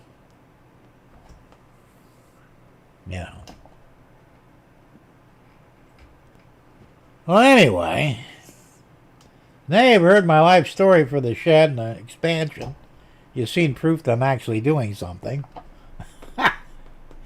Next week I should hopefully, I don't know if I'll have it finished or not. I'll have the walls up and maybe part of the roof, but I don't know if I'll have the whole thing done.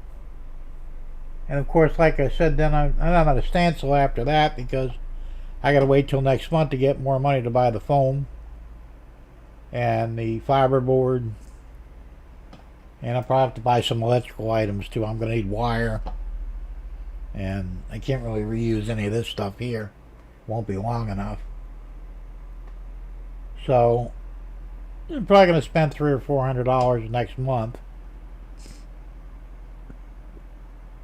But that should pretty much, well, I still got to get a bench too. And Dave, I had a 70 Dodge Dart Swinger with a 340. Those are nice cars too. Kind of reminded me of the Ford Falcon. It was the same, similar platform, you know. So this bench that's behind me, which you probably can't see because of the everything's in the way, but when that disappears, you'll be able to see it. It's $159 at Harbor Freight. Every now and then they will go on sale for $129. Yeah, you can see a little better now if I turn off the scrolling text. You can see it better. Leftover fried chicken and meatloaf for dinner tonight. There you go. Hey, nothing wrong with that. The new ones have 3 drawers, one long one on the bottom and 2 of the shorter drawers. But I'm hoping they'll go on sale at least by next month, so I'll go out and buy one. I don't really want to spend $160. And I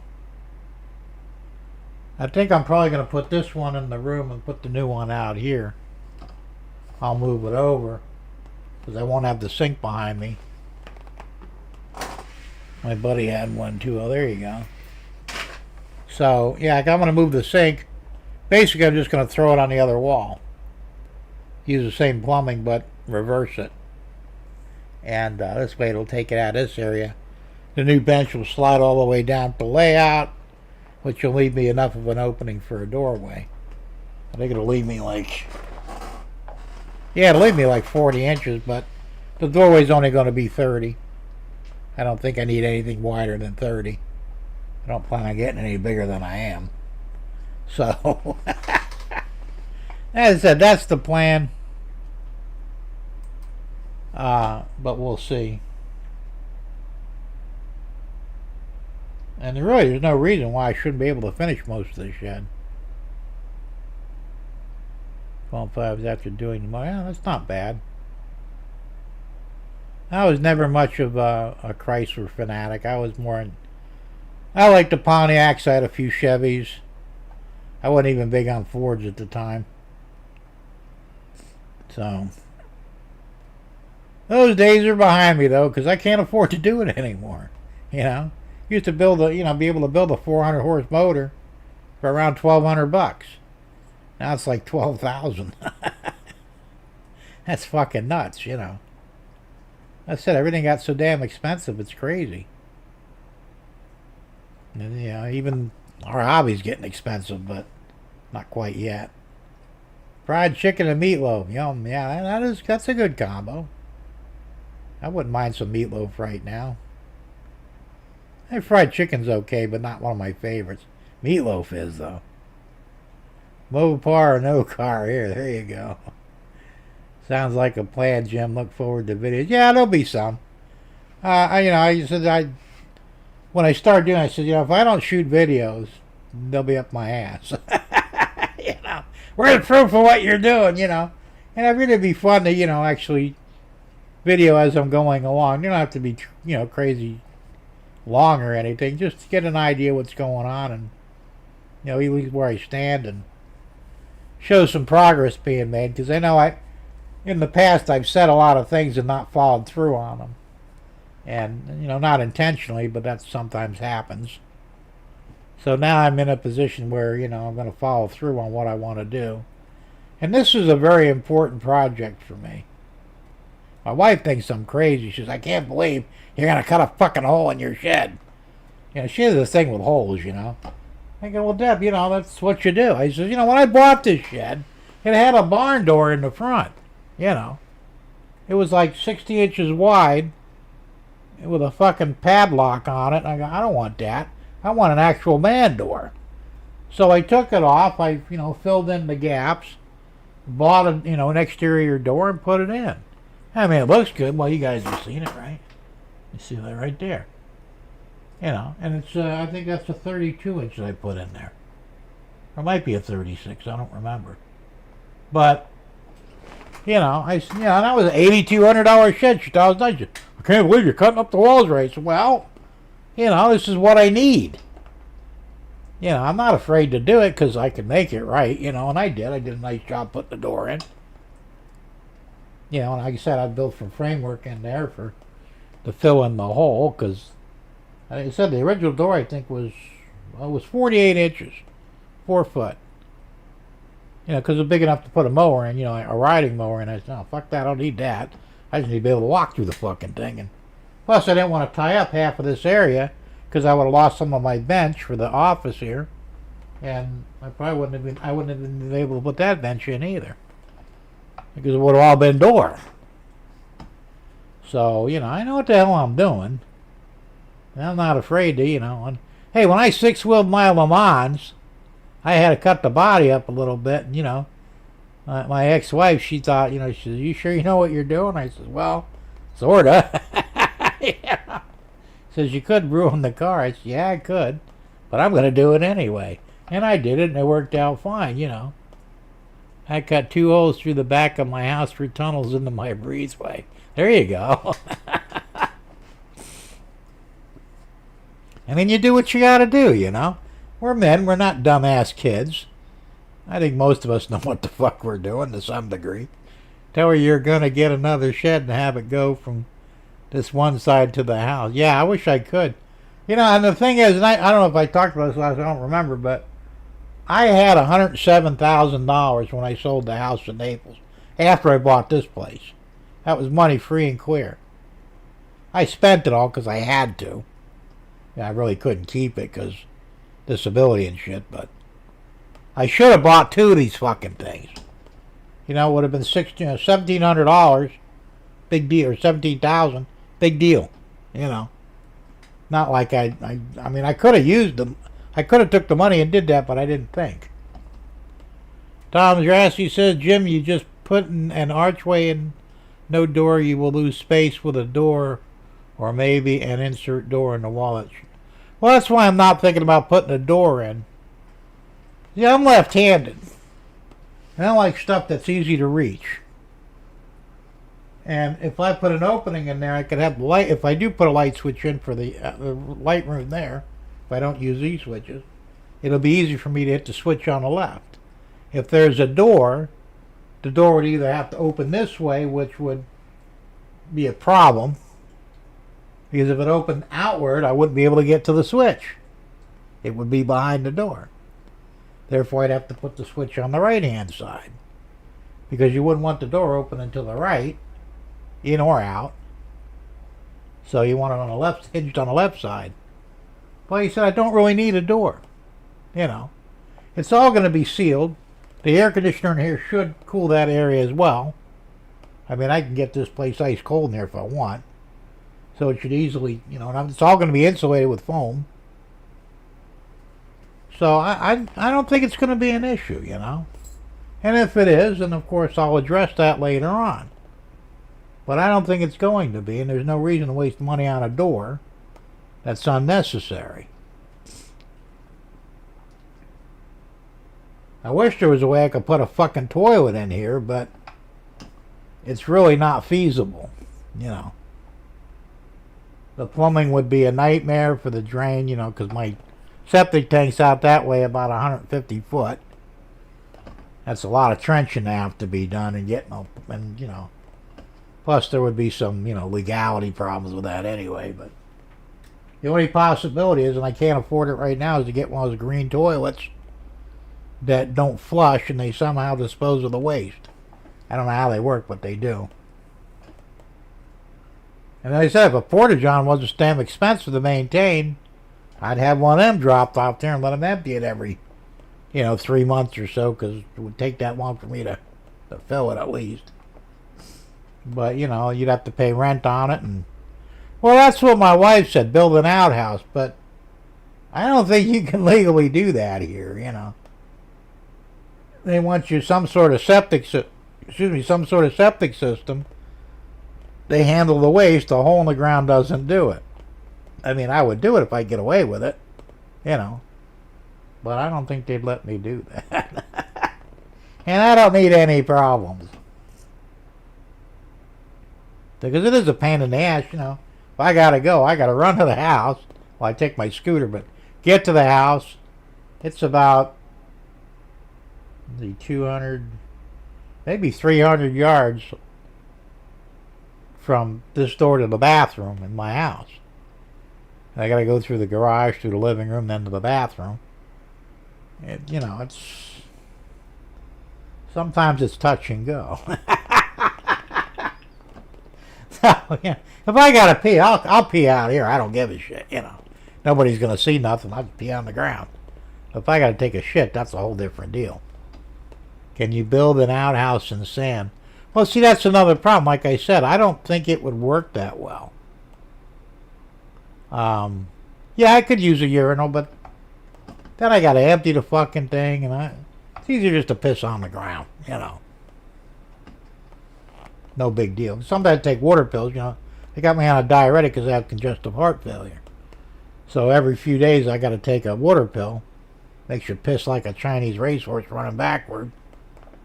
I'd never make it to the house. When I gotta go now. Out the door, hang it out, take a leak, done, come back in, no big deal. So, you know, but it would be nice to have a toilet of some sort, but like I said, I might look into those. They do have them. They're not cheap. They're about $1,000. And they're called green toilets. They don't use water. There's no waste left over. Piss or shit. I don't know how they work. But they use them like in RVs and places where I guess there's no plumbing available in some cases. They said they're about $1,000 though for one. So I may look into it at some point. Urinal on the wall that goes out a pipe to the ground. Well, I could do that. But, you know, like I said, taking a leak ain't shit. For urinal, could you tap it? Well, you could. You know, I could put an extra drain pipe on the sink, stick your dick in there and pee away, you know. But I had to do that outside. It's no big deal. You know, not like I'm exposing myself to anybody. If you got to take a shit, that's a whole different deal. You know. So, you know, I'll piss anywhere. That's no problem. But you can't be out there shitting on the ground. That's just not good. So, you know. And yeah, I'm surprised because in other countries, I think it's in India, they don't use sewer systems. Their toilets are all considered green. That's what I've heard anyway. Why don't we have them here? You know. It would certainly solve a whole lot of fucking problems. But, you know. I mean, think about it. There'd be no waste to deal with on a sewer system. You'd just be dumping water, you know, for like when you're washing your dishes or whatever, or taking a bath, but that would be easy to clean and reuse. You know, nobody wants to drink rehashed shit water. So, I mean, you know. So I'm saying, if you could take a dump in a toilet that took care of the problem in itself, wouldn't that be the way to go? Yeah, what the hell do I know, right? But I don't know. Anyway, it's almost 9:30. I should probably wrap this shit up. Who knows what the hell we'll get into the next subject, so we're trying to avoid that.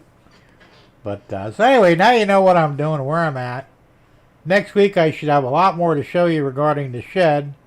I don't believe I'll have trains running. It's possible. I don't have much to do. I just got to hook up some wires and they run.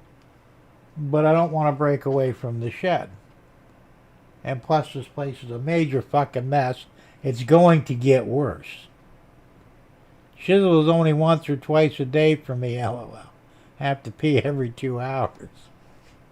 Well, there's been days where I've had to shit 3 or 4 times a day. I don't know why, because some of the vitamins I take, they do like potassium. What's the other one? Magnesium. Magnesium is notorious for giving you the shits. I have to take it because I need it. But, you know, it's one of the side effects. Plus, I don't have a gallbladder anymore.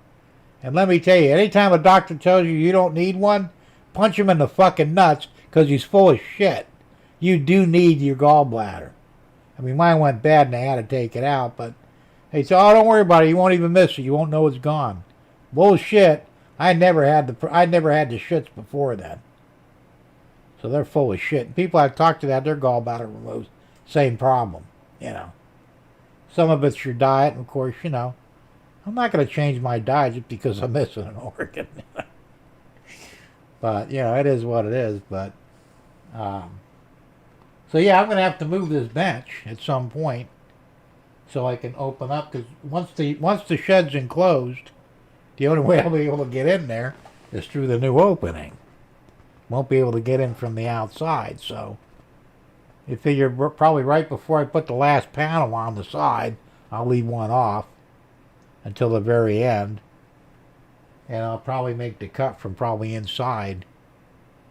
Well, I'm not sure, maybe outside. I'm not sure how I'm going to do it yet, but that has to be open before I button up the shed. So, and this bench is in the way, so it'll have to be kind of moved. It's going to be very crowded in here for a bit. And I have to take all that shit down off the wall with paint racks, puzzle, train sign. I have to move the paint booth. There's a whole lot of shit that needs to be done, So it's going to be a disaster for a while. Well, then like I said, once it's all done in there, and I can't even move this bench in there until I get the walls finished. Because it's going to be, 8 by 6 sounds big. It's really not, It's big enough for what I need, but it's not big. Like this bench is 5 foot long. So it's going to go against an 8-foot wall. 8 foot wide.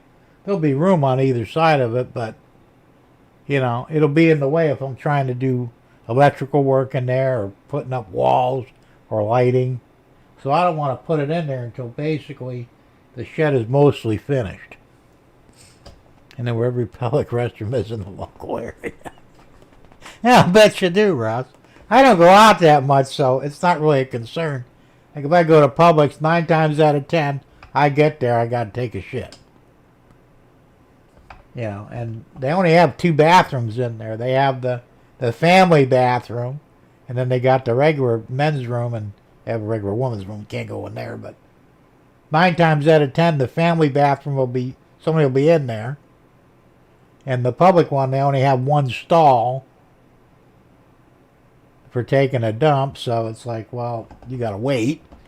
I was in there one time, must have waited 45 fucking minutes to take a shit. The fucking guy was in there watching a TV show or something on his phone. I said, dude, you camping out there? Get the fuck out of there so some of us can fucking do our business. Oh, yeah, I'm sorry, man. I know people were waiting. Hey, look, you want to do that shit, go home and do it.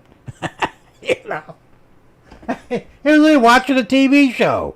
It's like an hour long, I came in, he said I was there for 45 minutes. I was dying, man. I really had to go bad. And that was the only one available, And the family bathroom, then, I don't know, it was out of order, whatever. Nobody went in or out of it. You couldn't get into it. So it's like, what the fuck, man?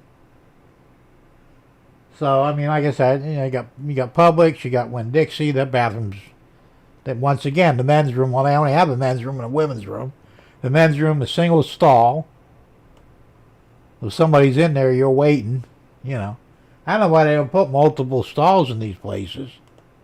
You go to Walmart, there's 2 areas where they got bathrooms. A men's room, ladies' room, and a family room. The men's room, I don't know, I've never been in the ladies' room, but the men's room have a minimum of 4 stalls plus urinals.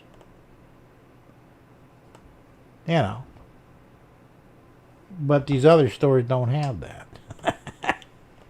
Well, the race car, it's gas station to gas station. With a swollen prostate, it's bathroom to bathroom. I bet, Derek. Thank God, it's not good. I don't have any prostate problems that I'm aware of yet. I hope I never do, but that's another scary thought, He had prostate cancer, they got to take it out, and they said that causes all kinds of weird shit to happen to your body. I've always said that there's no such thing as extra parts. in a human. If God put them there, he put them there for a reason. They're not disposable. You know. And for the most part, that's the truth of it, you know. Say, well, my gallbladder went bad, you know. He said, well, your gallbladder's going to come out. I said, well, and right. He said, well, you got a big stone in there. It's plugging up the duct. Well, can't you just remove the stone? Well, we don't do that. We just take the whole gallbladder out. Well, don't you need a gallbladder? Oh, not really. You'll live just fine without it. Lying bastard. You know. I ever see a doctor, I'm going to kick him in the nuts just because. Well, you don't need your nuts. You can live without them. And I just shoved them right back up to your fucking throat, you know. But fucking lying bastards. I mean, that's bullshit, you know. If I'd have known that, I probably wouldn't have let him take it out. I mean, it might have killed me. I don't know, but, you know. So I still have my appendix, knocks wood. I still have my tonsils. I've had tonsillitis twice. I refused to let them take them out. They says, well, here's an antibiotic that might help. And it did. It took care of the problem. And they knew that from day one. But tonsillectomies were easy money for them, even though there was a little bit of a risk to the patient. But it was easy money, so yeah, we'll rip them right out, you know. No, you fucking won't. And I found out that your tonsils actually act as an early cancer detection for throat cancer. So if you don't have tonsils, you can get throat cancer, not realize it until you're ready to die. But if you had your tonsils in, they could look at it and say, all right, you got throat cancer, we can deal with it now. So once, and they knew it. They knew it from day one. It was just easy money. Bastards. So, that'll happen to my, there it is. That's what I'm saying. I just don't trust doctors anyway. John says, I keep tabs on the pissers on my walking routes.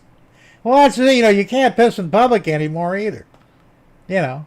Used to be, you know, you duck behind a tree or weeds, take a leak, no big deal.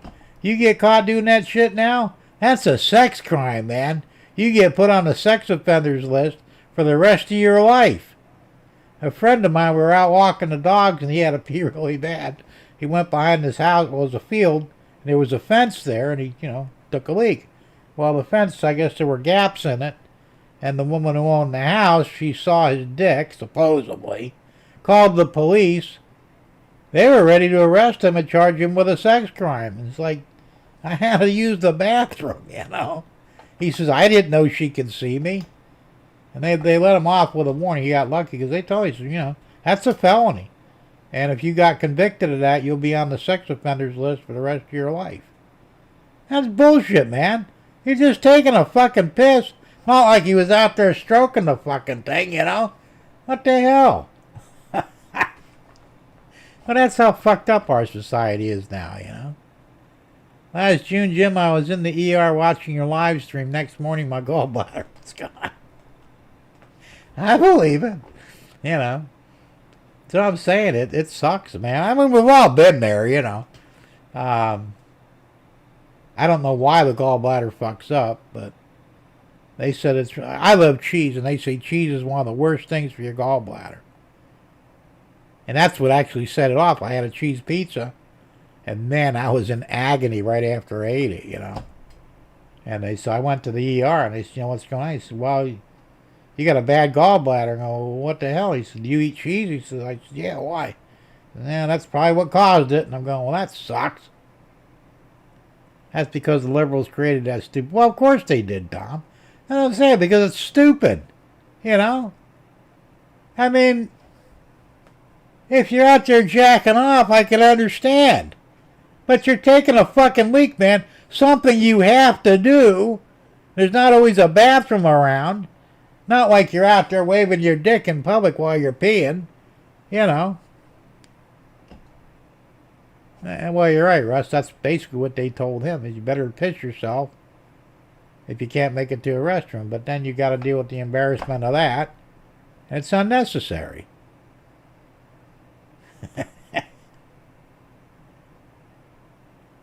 It's crazy. It really is. I don't understand it. I mean, I do, but I don't, you know. I need to be the fucking president. I actually need to be the king of the United States. Fuck that president shit. Make me the fucking king. I'll fix everything. Yeah. We'll kill the pedos. We'll kill the sex offenders, the real ones. And we'll decriminalize all this bullshit crap, man. You know. They got a new thing I was reading on the internet today. It's called a crotch cam. And it's a camera that's mounted on a crane on the interstates and other roads. The camera can look down into your windshield and look at your crotch. And the reason they want to do that is because they're going to use artificial intelligence to see if you're either using your phone in your lap or wearing a seatbelt. And if you're not wearing a seatbelt or using your phone, you'll get mailed a ticket. What the fuck is that bullshit? You know. So I'm trying to figure out if there's a way around it. I'm sure there is. I just haven't found out yet, but I will. Because I don't wear a seatbelt. I don't use my cell phone because, you know, that's stupid. But if I don't wear a seatbelt, get in a wreck and die, that's on me. But that should be my choice. You don't get to tell me I have to wear a seatbelt, which 9 times out of 10 won't save your life anyway. So, you know. And I've told cops, I've got pulled over for it before. I said, why aren't you wearing your seatbelt? Of course, the sheriffs, they don't wear theirs either. The troopers do, so you can't do it with a trooper. But I just look at this, oh, officer, you won't earn yours either. Well, I'll take the ticket right after you write yourself one. Because they have to follow the same law as we do. They're not exempt. The only way you're exempt from seatbelt, I think, is if you're in a truck or a vehicle that's over 10,000 gross vehicle weight, 10,000 pounds. Because then I was exempt in my U-Haul. Because I was right at 10,000 pounds. I don't wear them anyway because, like I said, it's stupid. But I've never gotten a ticket for the seatbelt because, like I said, it's like, look, this is my fucking choice. I don't want to wear one. I don't trust them. I feel that I'm safer driving without one. Instead of relying on a fucking belt to save my life so I can fuck up whenever I want, I got to use my brain and not get in the accident to begin with.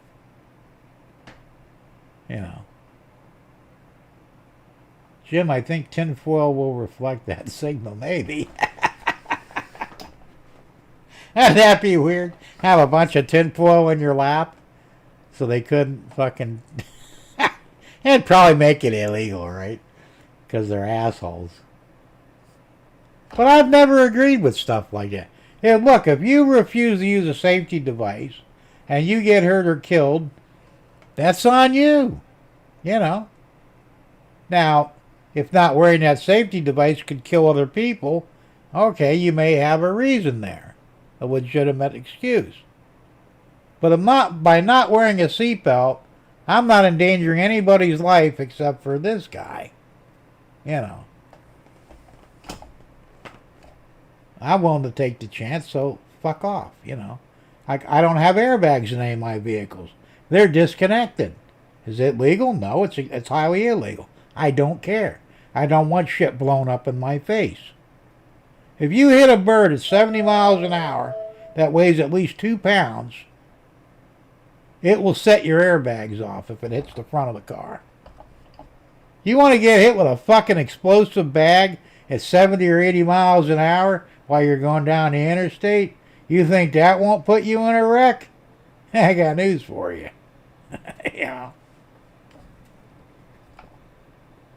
I'll take my fucking chances without it. I don't want shit blown up in my face. My daughter fucking had her jaw shattered by her fucking airbag. And even the fucking doctor said if it wasn't for the airbag, you wouldn't have got hurt at all. She slammed into a tree because she lost control of the car in the rain. And hit the tree. She was in a Kia and she's short. She's like 4'6" or something. She's really short. She comes up to here on me, And she has to be up close, and when the airbag went off, it actually shattered her jaw. They had to wire her jaw up for like 9 months. She couldn't eat solids for 9 months. I said, I'd be suing the fucking car company for that and the federal government. It's your fault I got hurt. But somehow or another they're exempt. I like that too, Now we're going to come up with a safety device, but if you get hurt using it, you can't sue us. Well, bullshit. If you want to force me to do something, you're going to take financial responsibility for it. I get hurt, I sue the pants off of you. I had a friend that I worked with. She was in, I think, I was a Kia, I think, SUV.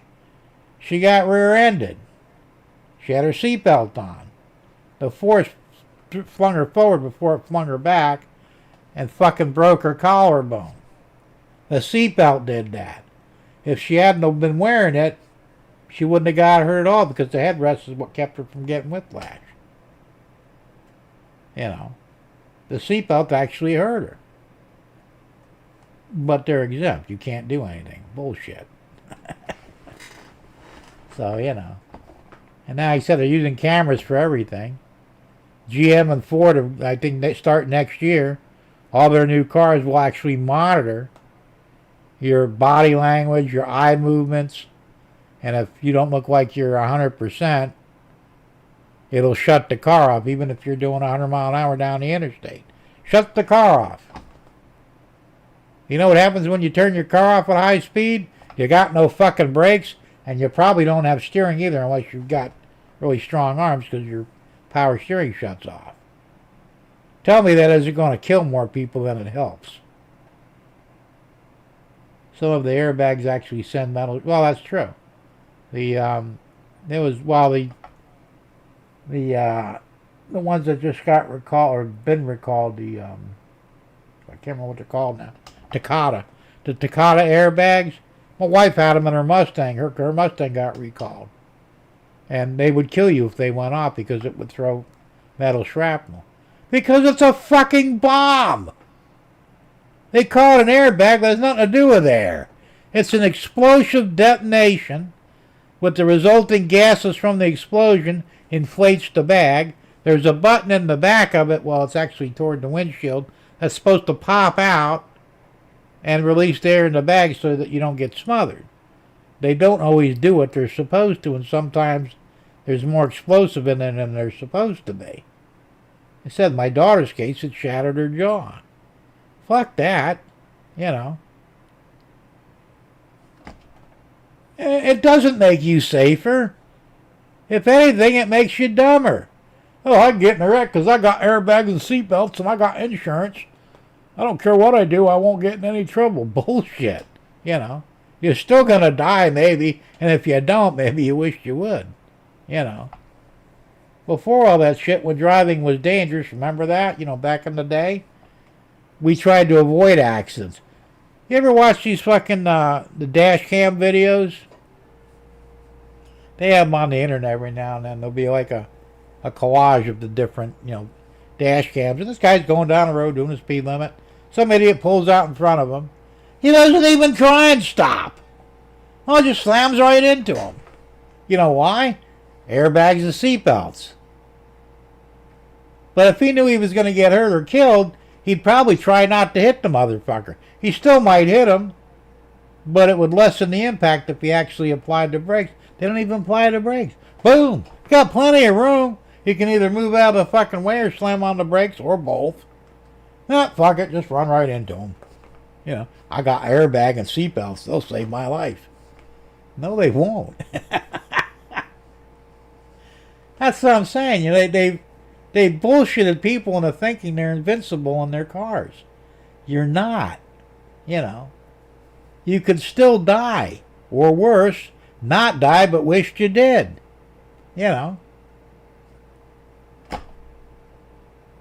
And once again, it should be up to you, the driver. Do you want the things? Fine. My Ranger actually has a switch for the passenger airbag to turn it off.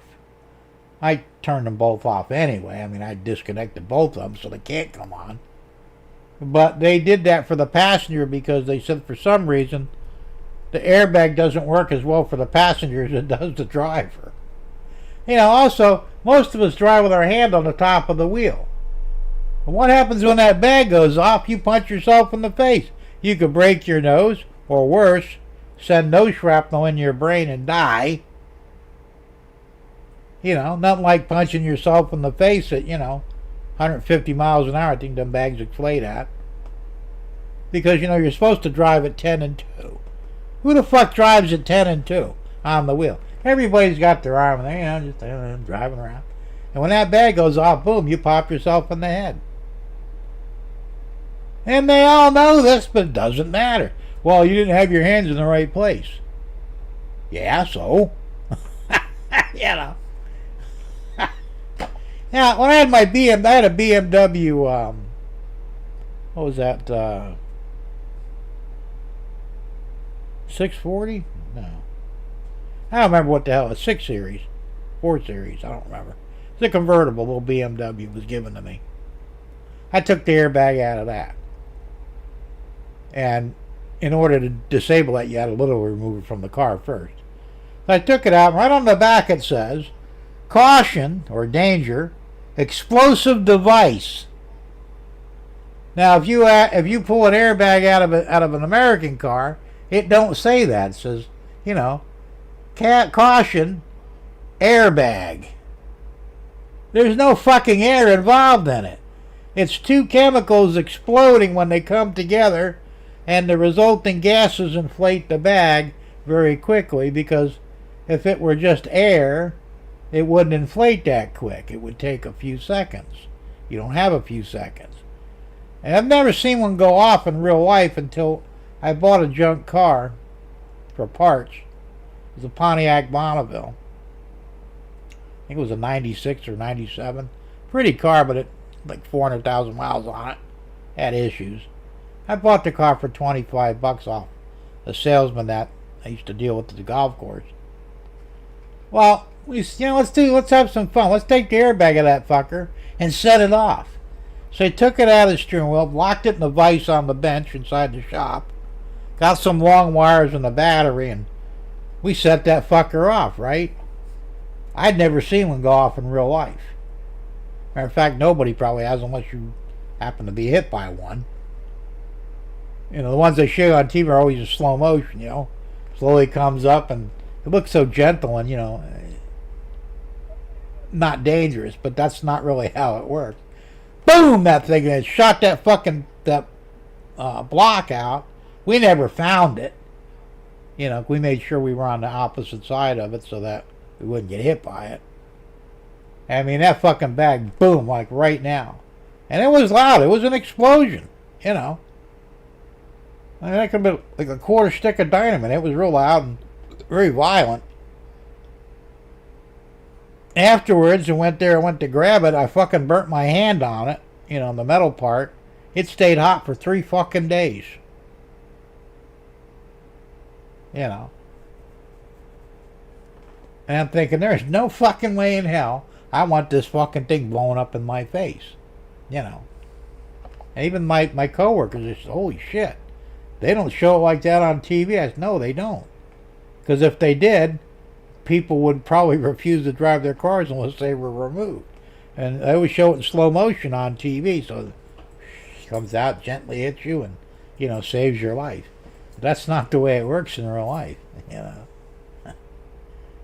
I mean, that's some fucked up shit, man. So, but like I said, if you're willing to take the chance, it's your life. Who cares? I think we got to stop saving people from themselves. It's like the stupid people, They got signs for everything now. If you're stupid, there's a sign to save your life. If you're stupid, it used to be you would eventually, commit a Darwin atrocity and, save us the aggravation and, slow down the spread of stupidity. But now we protect all the stupid people, and they're reproducing. It's not good. Because we got all these fucking signs and safety devices to save them from themselves. Back in the day, they just expired on their own, Well, the guy was stupid and he paid the ultimate price. And, he didn't reproduce, so we were saved once again. But now we're saving all of them. they're reproducing, and they're getting dumber by the generation. If this keeps up, pretty soon we'll have a nation of fucking village idiots. That's some scary shit, man. Anyway, I said I was going to knock off at 9:30. I apparently lied. It's 5 to 10, so I'm going to shut down. I'm going to put the outro in. Remember, the overlay goes in automatically, so make all the comments you want. I want to thank everybody for hanging out with me tonight. As usual, we got weird and had fun. We did talk about trains a little bit. And, hell, I'll see you next week. Hey, have fun, be careful. Play with your trains and don't do anything stupid unless you know you can get away with it. And it don't kill you. And with that, everybody have a good night. We'll see you next week.